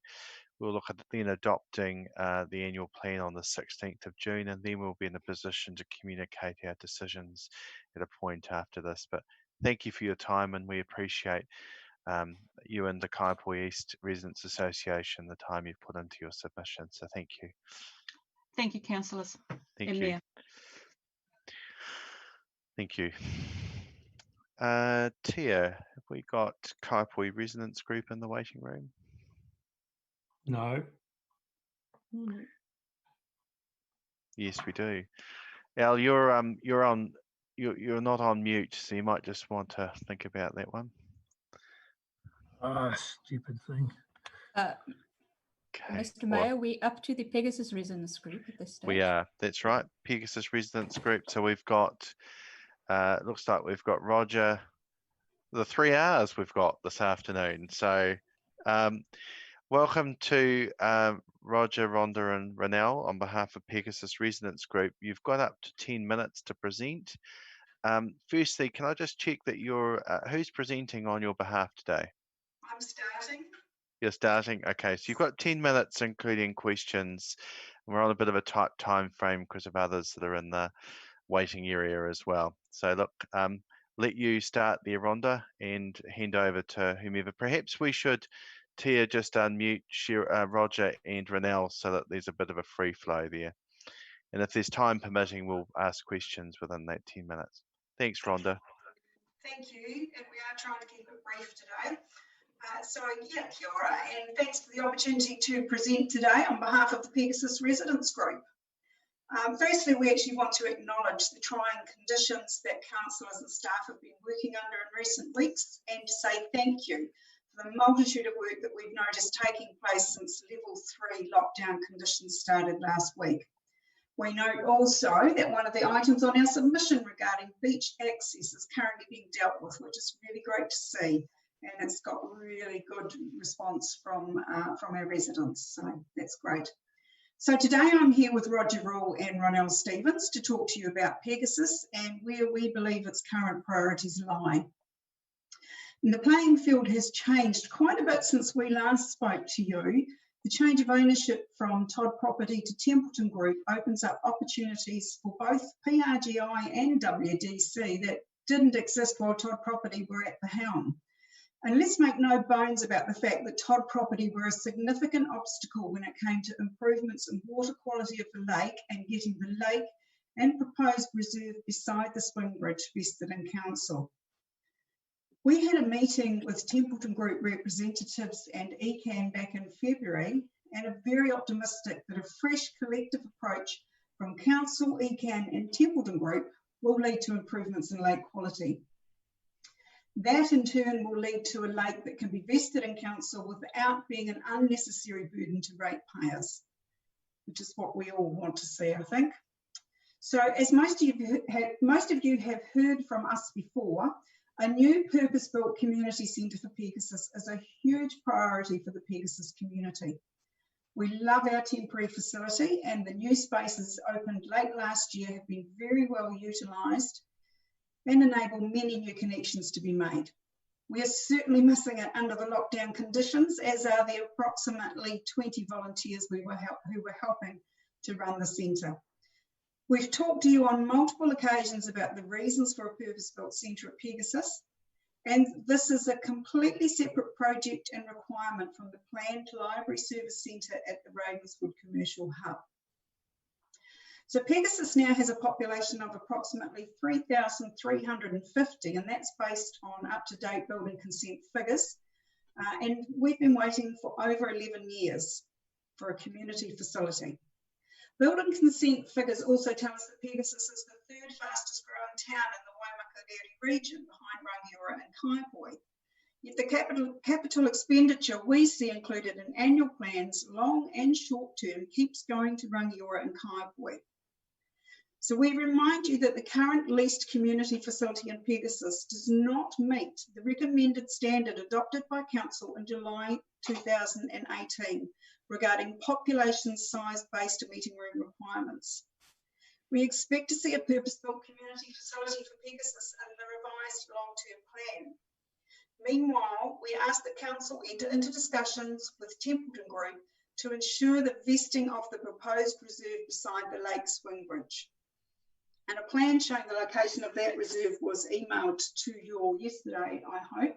Yes, it is. And that in turn, of course, is in our minds the ideal site for the purpose-built community centre. So Roger, have you got some follow-up on that? Yeah, well, I contacted or tried to contact Templeton's this morning, and they're going to get back to me later this afternoon about where they're at with the vesting of the land to council. I mean, you'll be aware that, like as Rhonda said, then under Todd's, they were reluctant to do it unless council took over the lake, and then they would do the land vesting at the same time. So we're keen this year to really break that impasse and really get that land into the council so that we can then focus on, getting this facility up and running and working with council and others to make sure that happens. So that's our main priority this year, really, is to push that along. So, yeah, I think, Rhonda, you've summed it up pretty well. Not a lot more I can really add to that. Yeah, so that's where we're coming from. Thank you. Is there Ronelle, did you want to add any points, or is that the end of your submission, Rhonda? We're happy to take questions. Okay, all right. Okay, so questions from colleagues. Can't see any at this point. No hands are up. So doesn't look like there's any questions from colleagues. I think you've made your points really well. They're very succinctly put, and as you said, you've made them before, so the council is aware of them, and the work ongoing with Templeton, as you rightly observed. So thank you. Is there any concluding remarks you'd like to make in the time you've got? I guess I'm going to highlight one other thing, and I listened to Shona earlier on highlighting concerns about the roundabout and the road, State Highway 1. you know, that affects far, far more than just the residents of Pegasus. So, and of course it's an NZTA issue, but anything the council can do to push that along, it's such a concern. We keep seeing the in the pedestrian waiting area, the little handrail there just keeps getting knocked down and knocked down and knocked down, and God help us, one day there's going to be a person standing there when that happens. So yeah, that would be the other thing we would emphasise today. Yeah, and just to add on that, as a residents group, we get a lot of flack from locals, from people living here saying, you know, when is something going to be done, because someone will get killed there one day. So that's a real concern for us as well. Understood. Thank you. Councillor Doody, you had a question?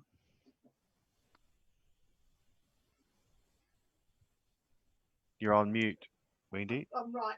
You're Thank you. Thank you very much for your submission. I just want to ask you, with your roundabout, what is your preferred thought moving forward to how to fix the thing? So we could, for NZTA.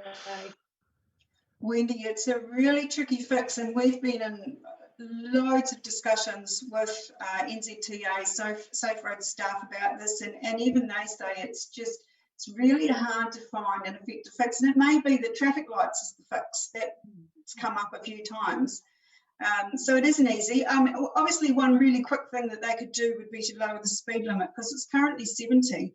And yet when they put out their proposal last year for amended speed limits, they proposed to leave it at 70, which is just ludicrous. So, you know, there's one simple thing that could be done that they haven't sort of hooked into, but yeah, it's not an easy fix. There's a lot of things to be taken into consideration, but that's not a reason to do nothing. Thank you. Thank you, and your points are well made, and certainly there's support from the council in respect of that as well. And as you know, we've been advocating for improvements there. So look, you've probably heard this. So council will be considering the annual plan. We're deliberating on that, but between the 26th to the 28th of May. We're looking to adopt our annual plan it will be on the 16th of June. And then we'll be in a position to communicate our decisions at that point. But look, thank you to the Pegasus Residents Association for your presentation, to Rhonda, Roger and Renelle. Thank you for all that you do on behalf of your community. You're very strong advocates, and they're lucky to have you in the position that you're in. So thank you. Go well. Thank you. Cheers. Bye-bye.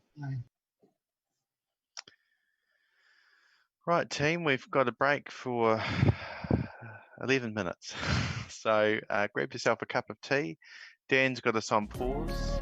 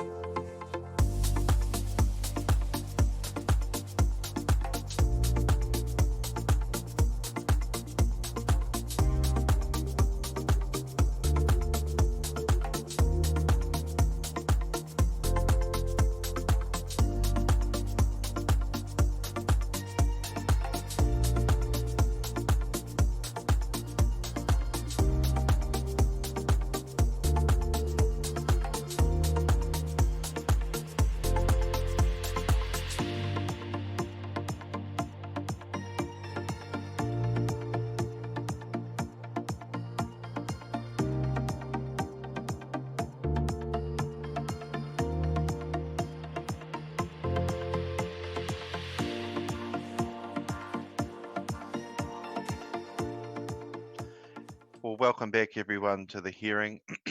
Tara, I understand that we're just awaiting on Mr. Pinkham, but we have Mr. Cairns, is that correct? That is correct, Mr. Mayor. So if you could see if Mr. Cairns is ready to make his present his submission. There he is. Thank you. Good afternoon, Brent. Can you hear us? You're on mute there, so you might just want to unmute. You're still on mute too. There he goes. Hi, Brent. G'day. Good afternoon. Good afternoon. So you've got 10 minutes, and thank you for being available ahead of time. So if you'd like to present your submission, you've got up to 10 minutes, including questions from colleagues. So I'll leave you to make your submission points.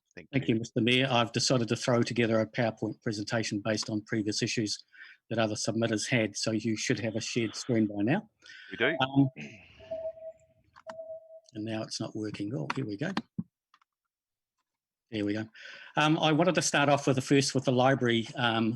Libraries pull in around about 10,000 people every day, every week within our Waimakariri libraries, and any business would know that if you get 10,000 people through your front doors in any week, they'd be most impressed. Interestingly enough, libraries only pull in $200,000 for the coffers. I believe that some of these issues need to be dealt with in terms of some of the fees. Like, for instance, ratepayers pay more than $185 a year for libraries and museums, yet a non-resident can pay for a library card and only have to pay $70 for 6 months. Libraries should provide fees or services for free. I don't disagree with that, but I think that some of the offering has gone a little bit too far in terms of providing free services. Like, for instance, virtually every time you go into the library, you see the computers are being used. All of those computer usages are for free, yet it's not for free. It's the actual ratepayers that are paying for it. If you were to compare costs or the services that are equivalent in Christchurch libraries, you'll find that our local libraries are actually a third of the equivalent services. So simply put, I believe that we should look at commercialise some of the elements of the libraries to reduce the burden. Moving quickly on to our 112 elder person units, they're valued at 14 million, and it's great that the current rental covers costs. If you were to look at what is happening in other areas, Tauranga, Wellington and Christchurch, they've actually changed to a social housing ownership model, and that's to take advantage of the government subsidies. Effectively, what would happen if you were to change it to a charitable trust? So councils still have ownership, but it's a charitable trust. You'd actually have no impact on tenants or what they pay. And in fact, if you went with a income-related model, you'd actually have some tenants actually paying less. But in terms of what the council receive, they would be actually topped up to market value rent, which would increase the income considerably. Currently, there's over 20 families living in motels within this district because there's no emergency housing. This is a real issue. So, and also if you were to look at the current rental versus what is the market rental in the Waimakariri, it's considerable. So I believe that the change of ownership model would be fiscally responsible, plus also all the extra money. And I worked it out that you'd probably end up getting additional income of about $1 million for the council. Moving on, the promotion of the district. The Waimakariri District Council spend over $700,000 a year on promotions and economic development. And if you were to break it down by promotions association, Oxford Promotions, this is the list of all the things that they do within Oxford. They do a huge amount of work within their community to bring people into the town, plus also for events and that sort of thing. They are certainly doing a wonderful job. If you look at Rangiora Promotions for $31,000 that the Waimak Council provide, plus also the Christmas event, again, they do a lot of work within the community, bring a lot of people into the town, and they also receive large sponsorship donations as well. If you were to look at the Kaiapoi Promotions, they actually get the largest chunk of money, $32,000, yet they hold no events that attract visitors into the town. And as I said earlier, local events actually are vibrant. They actually bring people into the town. They make it a really interesting place to actually come and visit. They encourage local talent, social, culture, and economic benefits. So hence the reason why we should have more and more events in and around the towns and promotions. If you were to look at Enterprise North Canterbury, and if this is a snapshot, the text at the bottom of the screen, at the Audit and Risk Committee meeting on the 19th of November, they said that attracting more visitors who spend more and stay longer provides economic benefits. ENC are proud of their commitment to showcasing and promoting the opportunities of this wonderful district to visitors, business and local residents. And also they promote the region as a visitor destination. However, if you were to look at the actual into their website, like for instance, Kaiapoi, these are the number of Kaiapoi food businesses or eateries that they promote. There's only 3 when in fact there's over 50. Rangiora, there's only 5 being promoted there, and there's considerably more than that. So I start wondering as to, is this really going to attract more visitors to spend more and stay longer when there's only a small amount of businesses being promoted? I then did an analysis, an online analysis of various different districts as to how each of the districts are doing with regard to their websites. So as I could look at Visit Waimakariri website and compared against Taupo, Southland and Queenstown, and you probably can't see that very well, so I've just highlighted it there. Visit Waimakariri actually ranks one of the lowest, 3,000 visitors per month into their website, Visit Waimakariri. The interesting one to look at is this one here, the bounce rate, 81% bounce rate, which means that out of the 3,600 visitors, 2,933 of them don't interact with the website. They actually just bounce straight out. If you were to look at the domestic tourist spend, anybody want to have a guess at how much Waimak percentage is? 1/3. So we could do lots better in terms of promoting the district. If you were to go back to 2018, the March 21st, Emma Dangerfield did an article on a ENC and that sort of thing in terms of promotional effectiveness in the Waimakariri. And there's a whole pile of quotations, likes of Kirsten said that what's the bang for the buck for the ratepayers. Councillor Stewart said that she was less than comfortable with the status quo. Yeah, there was a lot of issues that were raised with regard to the promotion of the district, and nothing seems to really have changed. Also, if you were to look at that, it actually said in the newspaper article that $380,000 a year was paid by the council, but in fact it's $630,000. If you were to look at other destination marketing from the other districts, you'll find that one thing that stands out, and that is that the others seem to do far better than the Waimakariri, and it's mainly because the businesses that are included in their websites, the ones that are paying rates and rent, do not are actually put onto their website, whereas the Visit Waimakariri website, you actually have to pay. So effectively, they're double dipping. The council are paying them to promote the district, and they have made a commitment to promote the district. However, yeah, the actual ratepayer is already paying 6% in the Brenda, just let you know, you've got approximately 2 minutes left. Yep, I'm well aware of that. Keeping it on, thank you. So I believe that we're underselling the district and under-delivering. I think that destination marketing is economically important for a large proportion of the district, of the businesses in the district. So I think it's sort of almost like knocking all the blocks over and starting afresh, really. Develop a district-wide marketing plan, look at all of the players instead of them all working in silos, and actually seeing how we can all work together to actually make this the best district to actually come and visit. So thank you very much. I think you're doing a wonderful job, the council staff and the councillors. Really, that's about it from me. Thank you.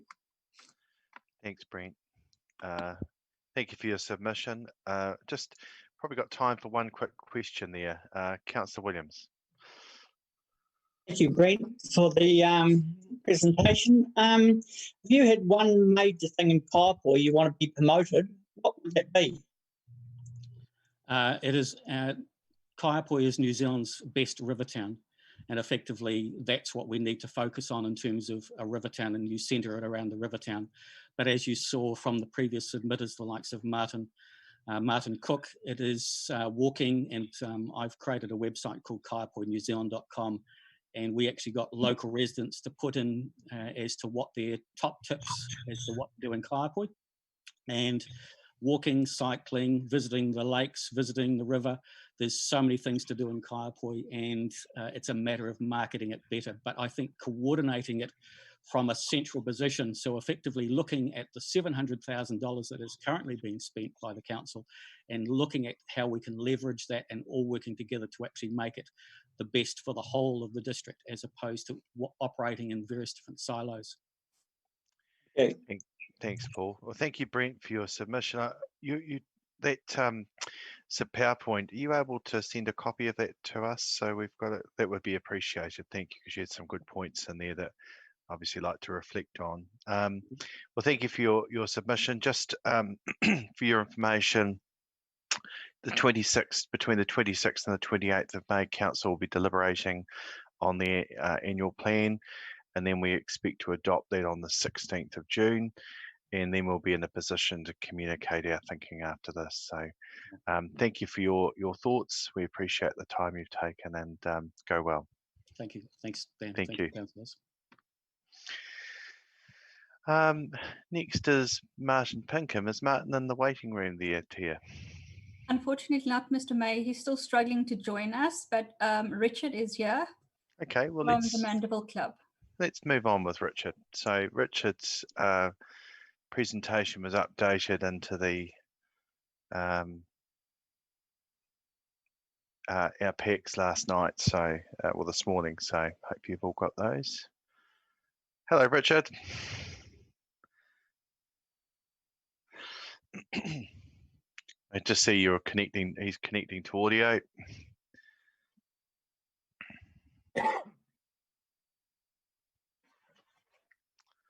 Richard, can you hear us? You're connected now. Richard, perhaps can you hear us okay? No. Yeah, there we are. Can you hear us okay there, Richard? Hello, Richard. No, there seems to be a bit of an issue there. Richard, can you hear us at all? Perhaps, Tia, you might just want to, if you've got Richard's number, give Richard a call. Oh, there we are. There we go. Hello, Richard. Hello, Dan. How are you? Good. Good to see you. Thank you for being early. So we're in the position to hear you now. So we've received your submission. Thank you. And so you've got up to 10 minutes to make your points. And if you would like, that includes questions. If you'd like to leave some time for questions, that's up to you. Some colleagues may have some questions there. So in your hands for the next 10 minutes. Very good. Thank you very much. Now, Thea, the council's got an opportunity to view the PowerPoint presentation that I've sent through. I certainly have, particularly one photo that I saw in there. Okay, then. Is that going to be on screen, or is that? I think it's within our submission packs. So colleagues have got a copy of that. It's 13.1. Okay. So it is included there. Yeah. All right. Very good. Well, I'll get underway then. First of all, thank you very much for the opportunity to put forward our submission to the annual plan. Just want to give a little bit of a brief background on the Mandeville Sports Club. It's obviously, if you're looking at slide 2 there, it's a reserve of over 80 hectares in size, and it's home to 13 sports clubs, and does also host other events such as Touch, the Muddy Good Run, duathlons, and other community events as well. Over the past 10 years, the local community has obviously grown significantly, and we are very proud to be work with Waimakariri District Council in providing a significant recreation and leisure area for the surrounding park. Now, looking at slide 3, Mandeville Sports Club are continually working towards maintaining and improving the facilities at the reserve to encourage people to be active in their lifestyles, whether it be in sport or sport and leisure or their own personal leisure, just utilising the facilities. For a number of years now, the MSC board have continued to work with the Waimakariri District Council towards one of our goals, which you'll note on slide 3, is to develop a track around the perimeter of the Mandeville Reserve for the community use for recreation and leisure. And a part of that plan, looking forward, moving on to slide 4, is to hopefully have a beautiful outlook around the perimeter of the park, featuring ornamental trees and shelter trees as part of that. All right, if I move on now to slide 4, there's just a picture of the ornamental trees, and then also moving on to slide 5. So what has the Waimakariri District Council and Mandeville Sports Club achieved so far? Well, since the storms of 2013, which completely obliterated the surrounding pine trees around the perimeter of the park, we've been working closely with the council to obviously remove the debris, which by all accounts has gone now, and what we're left with is stumps and gorse and broom, which obviously have established in areas that we cannot maintain with our current equipment. So we're continuing to move forward. Last year, we, thanks to the council obviously providing us with funding of almost $7,000, were able to tidy up the southwest corner of the park, which also involved the installation of a culvert pipe, which therefore allows us to put the track around the perimeter of the park, giving people access. Our next main target is to remove the stumps in what I'll call on the western boundary near the centre, which is happens to be alongside the residential developments at Truro Close and Mandeville Park. It also has a significant access for those from the Braeburn estate, which has also grown significantly over the last few years. So this year we're looking for funding of $6,500 to remove the stumps in that corner, and in doing that, we'll be able to also remedy the issue of the fire hazard caused by gorse and broom, which grows around those stumps, and also create a nice entranceway for people from those subdivisions to enter into the Mandeville Sports Club. What we have also achieved over time with funding from the council and outside sources is plantings along the western boundary in preparation for the track and provide some shelter. And also we've had a kids bike track at the start. So as I mentioned, we're looking for $6,500 to continue this work around the perimeter of the park. Another major capital outlay we require is somewhere in the vicinity between $7,000 and $11,000 to redevelop the well. That runs on the back reserve. It irrigates the farmland and maintains effectively pasture for the countryside to ensure we're not left with the dust bowl in that region, and also for the other sports clubs based in that area, which are mainly equestrian and an archery club as well. As you will have noted, just want to give finally a big thank you to you for what you've done for us so far. And I know Dan's already referred to it, but just a thumbs up from us for all the work you've done. Happy to answer any questions that you may have. Thanks, Richard. Any questions? And thank you for the photo, as I mentioned. Councillor Blackie.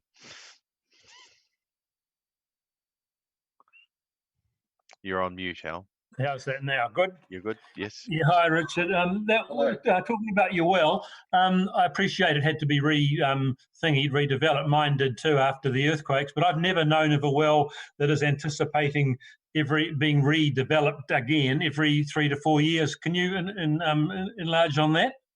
Yeah, that's it's a little probably erring on the side of safety, and that it is a well that we did not know was going to be very sandy, and that the sand has effectively filled the bottom of the well and needs to come out. And we understand that this potentially could be ongoing. It is a little bit of a guesswork as to how often it needs to be done. We've heard on the side of the safety and said it's going to be somewhere between 3 to 4 years that it needs to be redeveloped. So while we've just given you a figure, it really is a little bit of a guesstimate. Even the actual estimate of redeveloping the well is something that well developers have said to us, look, it's really hit and miss, and we cannot give you an exact figure based on the fact we just don't know until we're doing the job. Thank you. Thanks, Richard. Councillor Doody? You're not mute. You're on mute, Wendy. Oh, thanks, Richard. Thanks for all the work you do, and your submission is very well done. I just wondering about the Pony Club. Have they settled down a bit, because we haven't sort of caught up since about? Are they resigned to the fact that they won't be able to do anything there for a while until that well gets repaired? Yeah, we've kept in contact with the Ayrton Pony Club and constantly in regards to the well. Obviously, they were very disappointed. The timing was not great for them. It collapsed in January in the heat of the season, and they had an event coming up at the end of February. And as I'm sure you mostly probably could understand, it's not great for horses to be on hard soil. And as a result, they had a significant number, I understand, of entries pull out because of the risk associated with running horses on that hard country. So it really just shows how crucial that irrigation of that property out the back is to us, and moving forward for it to be used for recreational purposes.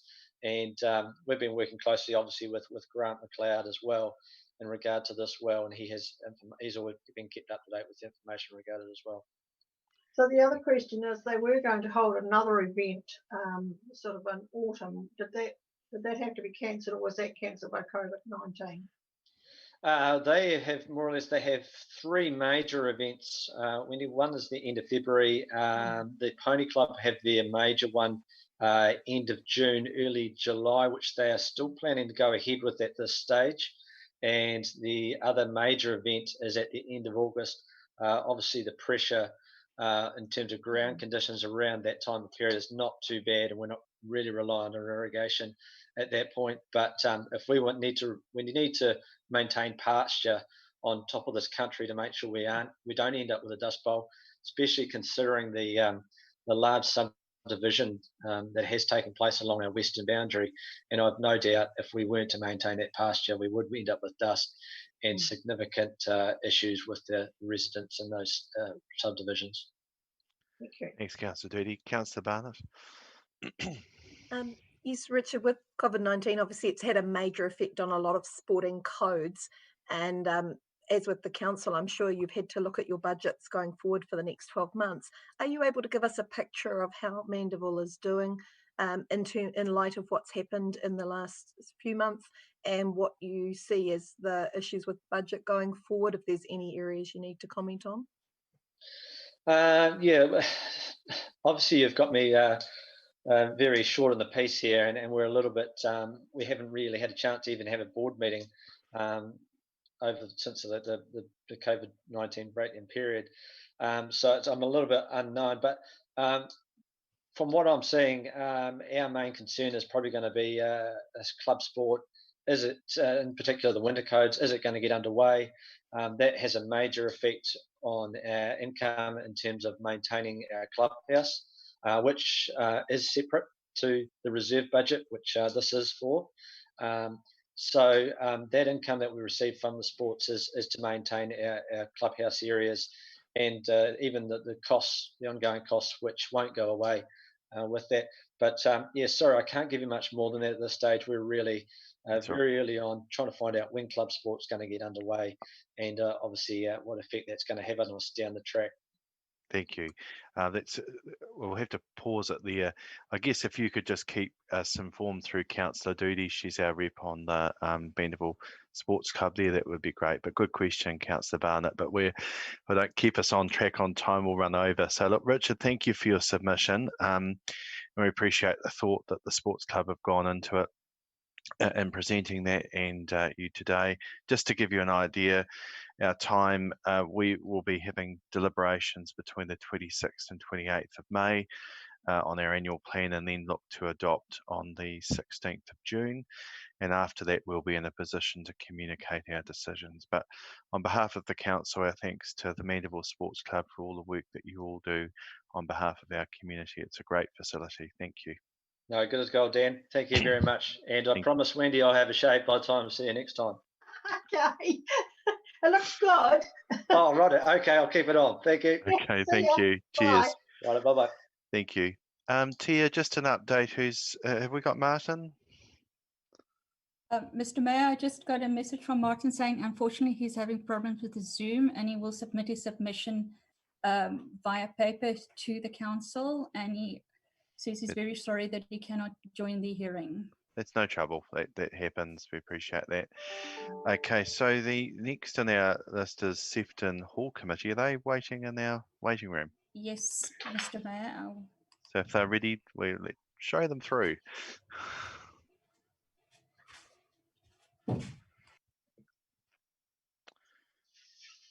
Hello, have we got Paul there?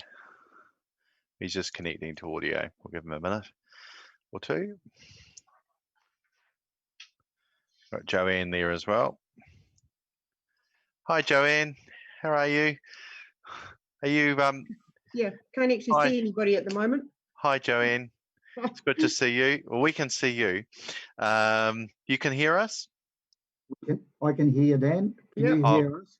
Great. Yes, I can hear. We can hear you both. So, are you ready to go in terms of your presentation? So, look, just in general, there's 10 minutes, including questions. So, we've read your submission and thank you for that. But if you want to make your major points, the time is yours. That includes questions, that 10 minutes. So, if you want to leave some time there for questions, that's up to you. But I'm sure there'll be colleagues that would be want to ask a few questions. So I'll leave that in your hands. So is it Paul or Joanne that's leading the submission? Looks like Paul's still connecting to the audio, so I might start off of. I think I could hear. We could hear. Can you hear Paul? Yep, we could. Can you hear me there, Dan? Yes, we can. Yes. Cool. That's good. Okay. Thank you. Right. So please proceed. Thank you very much, Dan. Just talking to the draft plan for next year or later this year, next year, Dan. Just a rough outline of the Sefton Hall. It was reasonably damaged during the 2010-2013 earthquakes. We had a detailed engineering report done sort of after that when we were working with the insurance company, and they basically wanted that to find out how much the repairs were going to cost for the hall itself. So basically that was done near the end of 2013. It pretty much come over their cap from their payout. So to do the repair was going to cost more than 300,000. So that's what they paid us out on. So with that, we just sat for a couple of years, basically waiting for all the repairs and whatever was happening in the wider area of Canterbury. So in 2015, we sort of started working with an engineering company, GHD, in Christchurch, to get a set of plans on what the hall structurally needed to actually bring it up to the council spec. And with these plans that we were able to, just to get some idea of the costing of that, pretty much it come out at around between $600,000 and $700,000 to do the repairs. That was just from a couple of contractors. Then we sort of thought, well, where are we going to get this sort of money? So it's sort of slowed us up quite a bit at that stage. Both contractors said on their quotes that the hall should be replaced. There was that many sort of hidden costs. So to bring it back up to the council spec, we would probably be looking at least another 100,000 more. So total would have been getting up to that 750,000. So we decided that we'll just hold back on all that for a couple of years and try and work out in which direction we were going to go, whether we're going to start raising funds for that amount and just do the repairs, or should we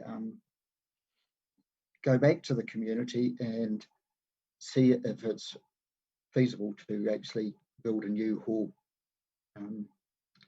which we did. We called a community meeting, and that from there there was sort of quite a bit of talk of which direction we should go and who owned the hall, and we sort of basically told everyone that the hall was owned by the community. So we needed to make, as a community, we needed to make the decisions. So by the end of the meeting, we decided that we needed to do a feasibility study, very much to work out costing and everything from there. So that was completed. That basically took up all last year and was completed in January of this year. So after that, we had a meeting with you, Dan, and a couple of other council members and some of the committee, on just to get a feeling of what the council allow us to do, and where we sort of go from there. So at the end of that meeting, we sort of come up that we all had to sort of call it, basically the committee had to call a community meeting again to actually present the feasibility study, and the recommendation from that study was to build a new hall. So we were hoping to have that all sort of completed by now, but due to the virus and the meetings, we haven't been able to actually do that. So at this stage, we're just sitting, and we've put in a application for the draft annual plan to the council, and we're just speaking on that now. So pretty much at this stage, our questions for a start is, if we decide to go ahead with the new hall, and we would be probably looking at doing it in the domain rather than knocking the old hall over and building it there.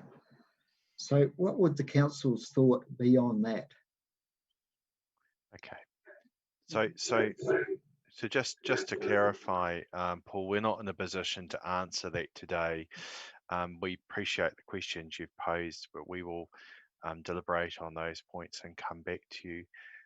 What colleagues are here to do is to hear from you and then answer any, perhaps if you've got time for some questions, there may be some questions, and then we'll be able to come back to you after considering those points that you've made.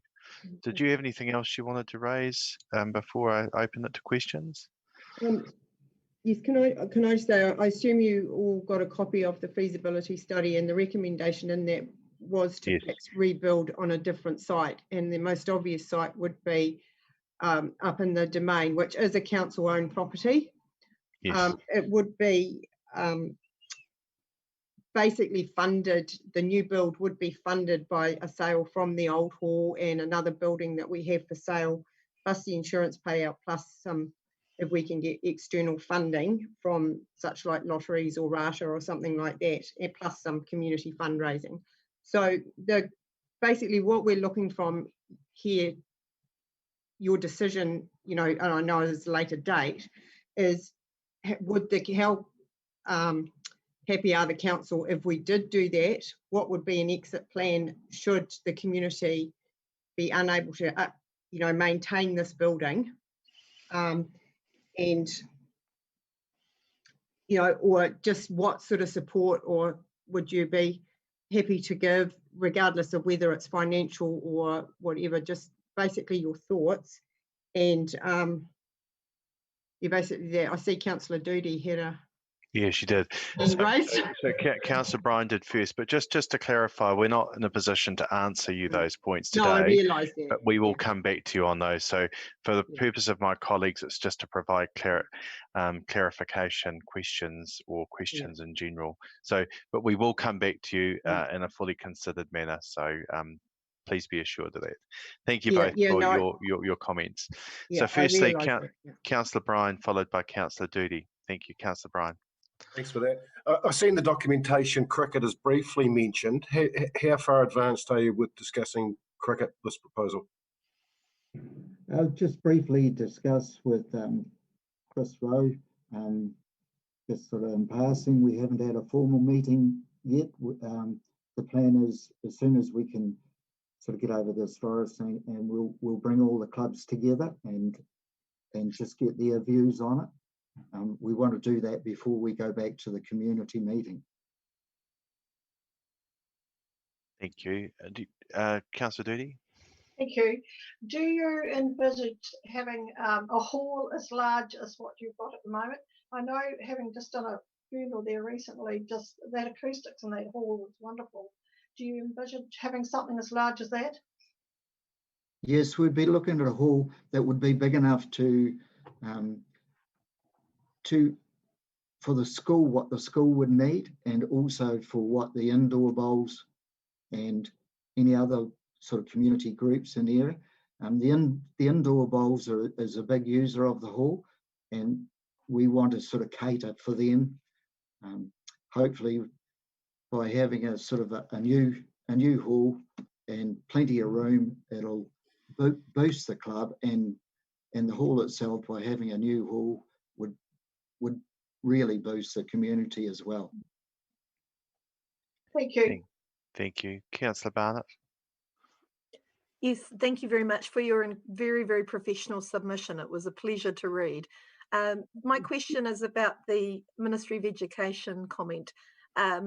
Was there a possibility explored about having the hall on the school grounds and a Ministry of Education contribution, seeing that hall is not suitable for the children now? Yes, the Education Department was approached, and pretty much they don't want to know anything about the hall. They are unable to build a new hall on the school site because of the actual ratio of the buildings to the school area. So basically the only thing they would do, they'd be prepared to maybe pay a nominal rental for the use of the new hall or the repaired hall. And just subsequent, the school is happy with the proposed change of location? It hasn't been sort of run it past them. They've probably heard it just in saying, but I think at this stage it'll be up to the community and the committee to where the hall goes. Thank you. Thank you. Councillor Stewart, a quick question before we move on. Thank you, Mr. Mayor. Does the Sefton Hall Committee or the groups that you might come together to use or support a new hall have any ability to service a low interest or interest-free loan? Sorry, I can't really answer that because I'm not too sure of what sort of how their finances go there. Okay, let's answer that point. Thank you. And if it comes to that, that's a further point we can discuss later on. Look, thank you, Joanne and Paul, for your submission. I agree with Councillor Barnett. It was a very professional submission, and we do appreciate the work that you've been doing there. I know a number of us, I think it was myself and Councillor Redmond, that attended the meeting there, and certainly appreciate the passion and enthusiasm from the community. So look, thank you. Just to let you know, our process, we will be considering or deliberating on the annual plan between the 26th and 28th of May. We'll look at adopting our annual plan on the 16th of June, and then we will be in a position to communicate our decisions post this. But in the interim, I will follow up with Chris and Grant, because there were some points that we did agree at that meeting about assisting you with those community meetings. So I'll follow that up with them. Thank you both. Cool. Thank you, Mr. Mayor. Thank you. Bye. Thank you. All right, we're at break time. Tia, just in terms of Gillian, do you know when she's...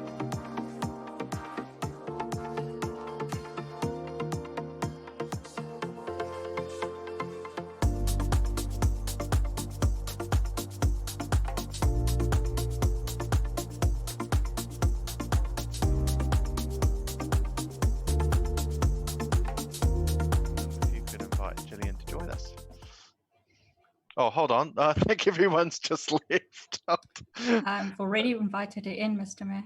Okay. Gillian. Oh, hold on. There we are. There's Joan. Just wait for Neville.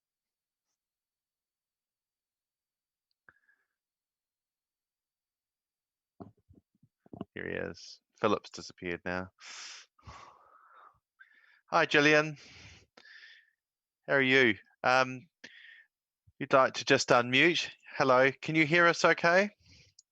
I can, yes. Great. Being early, so we decided we're a bit ahead of time, so we thought we would take you now, if that's okay with you. So just to be clear, you're familiar with how we run hearings, having been to a few in the past. So up to 10 minutes, including questions.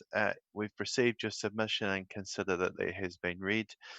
So any main points you'd like to raise from that, the 10 minutes is up to you, but it's including questions if time permits. Thank you. So we're in your hands. Thanks, Gillian. Welcome everybody, and thank you for the opportunity to submit verbally, even though it is via the internet. So it's wonderful that we now have a biodiversity officer employed by the council, and this enables an opportunity for the council to partake and have an active role in assisting landowners who have Indigenous vegetation on their properties. And I understand, of course, at the moment that the council is looking hard at the budget, and there are likely to be some budgetary costs cuts considered. So I'd like to emphasise the importance of maintaining sufficient ongoing funding in the fund that you have at the moment to ensure that that the landowners are able to get assistance for either the main areas are fencing, weed control, or pest control. There's probably looking at relatively small amounts of money in the overall council budget. Sorry, excuse me, just Gillian. Tia, could you please put mute Al? Thank you. Sorry, Gillian. Please continue. Sorry. They're relatively small amounts of money in the overall council budget, but very important that they are there, because, of course, once some of these remnants are gone, then they cannot be replaced. And I've mentioned in previous submissions some of those important dryland remnants that we have within our district. So any money can be really targeted and be, very good value for what it achieves, especially with the biodiversity officer that we now have in the council. So this funding is very much part of the equation for looking after the Indigenous vegetation and the associated fauna that goes with it quite often. So there needs to be a specific fund for the vegetation and fauna, and at the moment there is an existing fund which is shared between vegetation, heritage buildings and notable trees.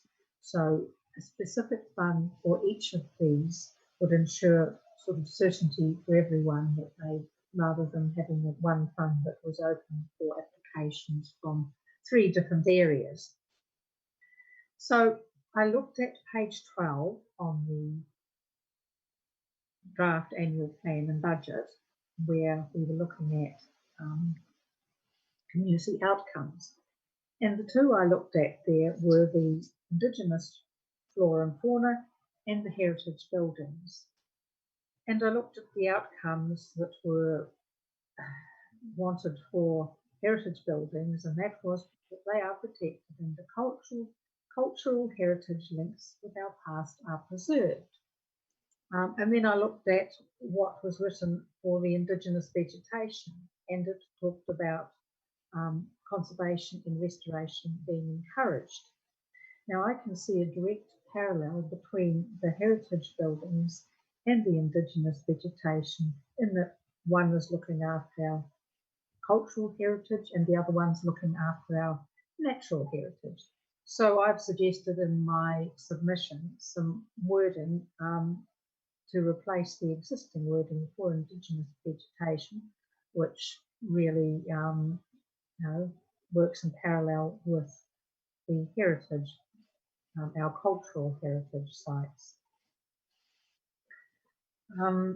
And finally, in my last paragraph, I have just once again stressed the importance of protecting the existing significant vegetation, and once again drawn a comparison with heritage buildings where we don't ever consider replica buildings to be unequal to the real deal.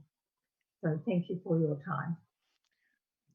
Thank you, Gillian, and thank you for your thoughtful submission. Any questions from colleagues? Councillor Stewart. Thank you, Mr. Mayor, and thank you, Gillian, for your submission.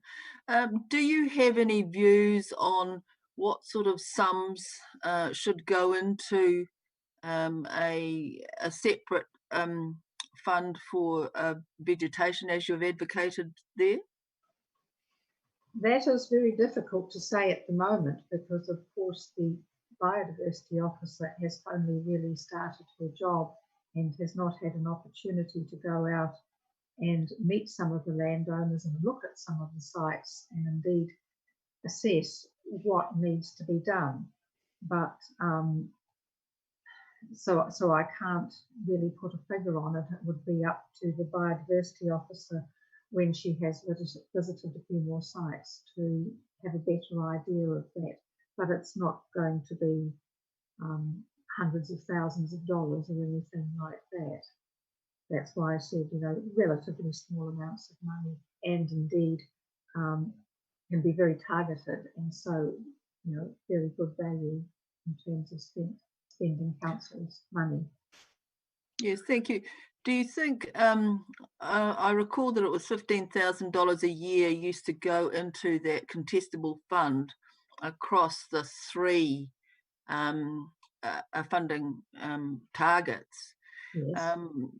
If it was a separate fund for vegetation, are you thinking about in that sort of range, 15,000 a year that could go into a separate fund for SNAs and vegetation protection?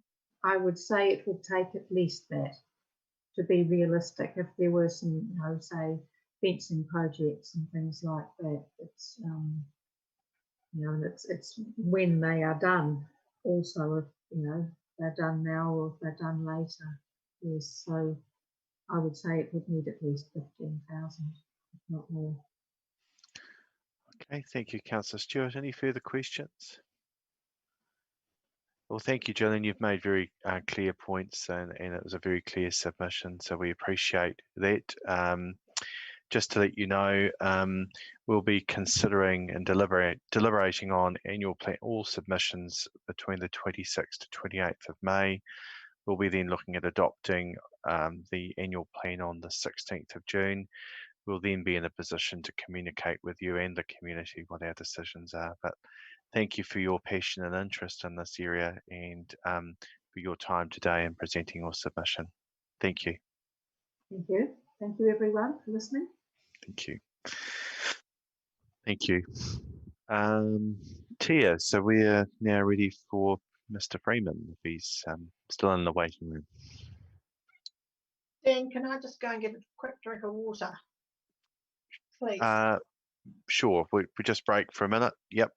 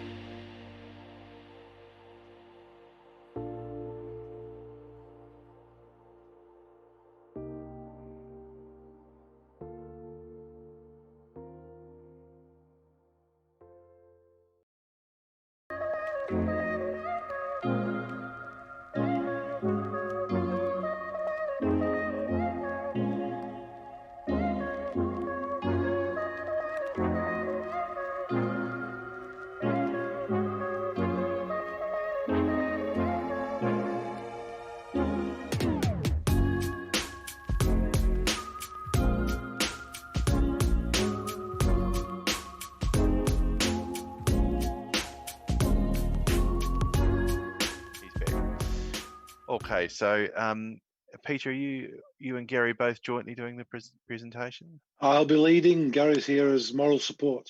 Okay, well, we're in your hands, Peter, for the next 10 minutes. Thank you very much. Thank you very much, Mayor Dan and councillors. Thank you for having us this afternoon. Oh, and Jim as well. Sorry, Mr. Palmer. And thank you for the opportunity to make this submission. You've received our submission, so I do not intend going over the whole lot again because that'll just bore you. So the crux of the matter is the Southbrook Community Sports Club is going to have a shortfall this year for the actual funding to operate the sports club. The club is, as it says down here, over the year we actually host around about 13,000 people. Some of those are double ups, we'll admit that. So, but with it, between the sports, of all the sports we do host and other things, so we've got the cricket club, the touch rugby, the netball, the Special Olympics, Canterbury Country Cricket plays some there, Ashley Netball meet there, Fernside Netball sometimes meet there, North Canterbury Basketball have some of their meetings. We understand we'll probably miss some of those when the new multi-sports facility comes up. But Patonk, as you know, go there. The North Canterbury Sports Trust for Primary School, they have rugby there every Friday. We have Southbrook School uses the facilities, New Life School, Civil Defence Welfare, as you know, have used, and hopefully we don't have too many cases to use the facilities again, but they are there for when they need to do so. The Model Airplane Club and the Fire Brigade use it for training facilities. And then on the Saturday, Rangiora Cricket. So all those over the 12 months, we get some very good usage of there. Like I say, our estimate's about 13,000 people per annum. So the sports club is a separate entity to all those. Previously, it was owned by a lot of those different associations, but due to the recent financial difficulties, it has been taken over as the sole financial responsibility of the Saracens Rugby Club. That is not a position the rugby club wanted to take on board. It is by necessity, not by desire. The rugby club has, as you can see by the submission, it says 30,000 over the last 2.5 years. The rugby club's just actually had to tip in another $8,000 to fund the immediate needs of the Southbrook Community Sports Club. We believe that the Southbrook Community Sports Club is a very necessary facility for the south of Rangiora. It is a well-used facility as in outside. The challenge we've got is the actual clubhouse is not really fit for purpose. Previously, we've gained quite a bit of income by renting it out. We used to get regular income from the likes of, say, the blood transfusion service. They have now stopped using us because of the ambience, the toilet facilities, the heating, the windows being single glazed, and it not just being suitable for their purposes. We've also lost a lot of others uses. We used to rent it out for a lot of social activities. They no longer, not many people use it. We are down to just a couple of events per annum. And that has all impacted on our funding and ability to run the facilities. From the actual changing sheds, if anybody's been down there, the changing sheds are not fit for purpose. They are single sex because they have shared showers. The changing sheds are not big enough for even an under 15s rugby team. Other sports do use it, cricket, but it's not big enough for cricket teams. Upstairs, we used to be able to rent out for martial arts. That stopped some 12 months ago, just over now, because again, that was found the facilities were not good enough, and there's a lot of work needed doing on that. Initially, the rugby club did put aside some funding, some monies to fund the renovation of the changing sheds. However, once the exploratory work was carried out, it is found that that is way beyond the means of the rugby club and other sports clubs in particular. you'll see we've done some very preliminary estimates for the sports, for the changing sheds and for the clubhouse, for renovation or repairs. That is for discussion and internally by the sports club and the affiliate clubs. And at a later date, we do not intend bringing that up really particularly now, because full cost benefit and full costings have not been carried out on that. The immediate challenge we have is continuing to provide a facility for the community beyond end of June, beginning of July this year. The virus has hit you and everybody else, as we all know, but unfortunately it hit us at the beginning of our biggest income generating period, which is the rugby season. And the best case scenario currently is that rugby will start end of middle of July, for a very short season. Okay, so that's your submission, Peter? Yep, and along with the written submission you've already received. Thank you, thank you. Well, thank you for your submission points. Questions of colleagues? Councillor Atkinson. Thank you, Mr. Mayor. Peter, I think I asked this question last year, but I just can't remember the answer. I just noticed that the insurance bill is $17,000, which seems astronomical. And I just, compared to other clubs that I've seen on balance sheets, it just seems well out of proportion. And I think you may have answered it, but could you jog my memory, please? Certainly. And that doesn't actually even include earthquake cover for the main clubhouse. We had to drop that due to cost. So we don't actually have earthquake cover for the main clubhouse. That 17,000, we actually only last week went back to our broker and another broker and got re-quoted, and that is the best quote we can get. We've just had to pay 6 months with a reduced, and that that is actually just less than 17. We've got it down to about, correct me if I'm wrong, Gary, about 15 and a half, 16, isn't it now? Yeah, about 15 and a half, 16 is what we've just managed to get it down to.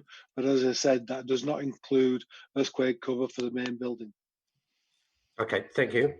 Thank you. Councillor Barnett? Yes, hello, Peter. Hello, Gary. Very good to see you. Just wondering, you mentioned about the whole delay of sport and everything, and that's impacting on every club in the whole country. Mm-hmm. Has there been any conversations with the government about any assistance for sport going forward to try and meet some of those costs that are going to absolutely drastically reduce your budget? NZRFU apparently have done some discussions, but we have had no progress with that whatsoever. NZRFU have gone for the wage subsidy, and Cancer have gone for the wage subsidy, but that's not something that applies to us. Well, it no longer applies to us. Thank you. Councillor Doody, followed by Councillor Redmond. Just a query, please. The old changing rooms, in the rugby football club area, is there enough room for changing rooms to be added on to there, or do you require to rebuild the old building?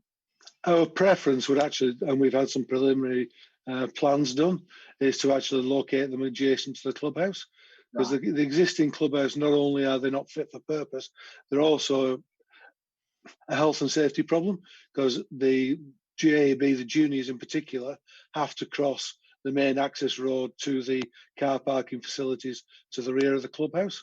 And every time they come in and out, they have to cross over that. Right, yes, I understand. Thank you. Thank you. Councillor Redmond. Thank you, Mr. Mayor. Thank you, Peter, for an excellent submission.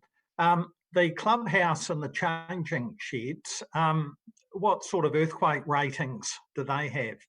Since you've indicated you don't have earthquake cover. I actually don't know the specific ratings on those, but I can tell you from my own experience, I would have thought the changing sheds in particular got a very, very low earthquake rating. We have got problems with water ingress. We have got problems with some differential settlement, and we've got some problems with some leaks. That's one of the challenges with the existing facility. We were the first to admit that some of the ongoing maintenance has been neglected over the last 10 years or so, and that has been due to a fiscal us not being able to afford it, basically. We've done the major parts. Sorry. What about the club rooms? Do you know anything of their? No, we don't because we don't even bother insuring them for the earthquake because we can't afford it. That would for our. I can't exactly remember off the top. I think it was about an extra $6,000 or $7,000 a year to include earthquake cover just for the clubhouse. I could answer that further, Peter. When they changed the how we had to insure property, like everyone did, we got quoted. I think it was about 25,000 for full earthquake, inclusive earthquake cover as well on both buildings. So to come in around 15 or 16, we couldn't afford to pay the whole lot, so we did away with the earthquake cover on the main club rooms purely because it's a big wooden building and it didn't suffer any damage, so it had to be pretty. We just felt as a committee we had to have some earthquake cover, and that's went on the old building, so because it's just purely for cost. Thanks, Gary. Councillor Ward. Thank you. I like the idea. I have a question for you, but I really like the idea. I think you really do offer a great service with the rugby and touch rugby. So maybe just. And so my question to you is, have you got any idea how you can raise some funds to put you need to put up a new changing shed next to the main building. That's the best option for you. So can you go to pub charity? I know you can't at the moment, but there's Rata Foundation, pub charities, and a lot of the other trusts that you could apply maybe for funds to do that build and repairs. That is definitely something that we are planning to do and started doing. As I said, we've already had some draft designs done for putting changing sheds next to the clubhouse. We're going to, as in my submission, do a cost benefit because we've got to prove to Rata and various others and lotteries as to what the costs are going to be and what the process we've been through to show that those are required. We also have, we're in a bit of a two-edged sword situation here whereby the rugby club did put some funds to one side to start doing that. Initially it was to do the repairs to the old club, the old changing sheds, but that has proved uneconomical. So to build another one we did, but that money is slowly being eaten away. As I said, 38,000 in the last 2.5 years, the rugby club has had to support and subsidise the other sports and the users of the actual Southbrook Community Sports Club. Well, thank you for your answers. Look, thank you both Gary and Peter for your submission this afternoon on behalf of Southbrook Sports Club. It will get careful consideration during our deliberations, which to be held between the 26th to 28th of May. We will look to then adopt our annual plan on the 16th of June, and we'll be in a position to communicate our decisions with you and the community after this. So look, thank you both very much for your time and for your commitment to the Southbrook Sports Club. Thank you all very much for your time. We appreciate it. Thank you. Thank you. Thank you. And colleagues, we've reached the end of hearing of submissions. There's no one else I've missed there, Tia, have I? Their list. That's no, all. Mr. Mayor, that's all of them. That's great. So thank you. And look, this has been our first time using Zoom for this sort of hearing. So it's been, I found it very good. I hope the rest of you have too. So thank you for the spirit in which we've run this today. Can I especially well, look, we acknowledge our community and the submissions that they've put forward, but also to particular thanks to our staff for all the work they've done, putting our information together, getting us into this position, booking all the spots, and for making sure that the technology works. So particular thanks to the governance and to our comm staff for all their work in that space, and to Helene as well,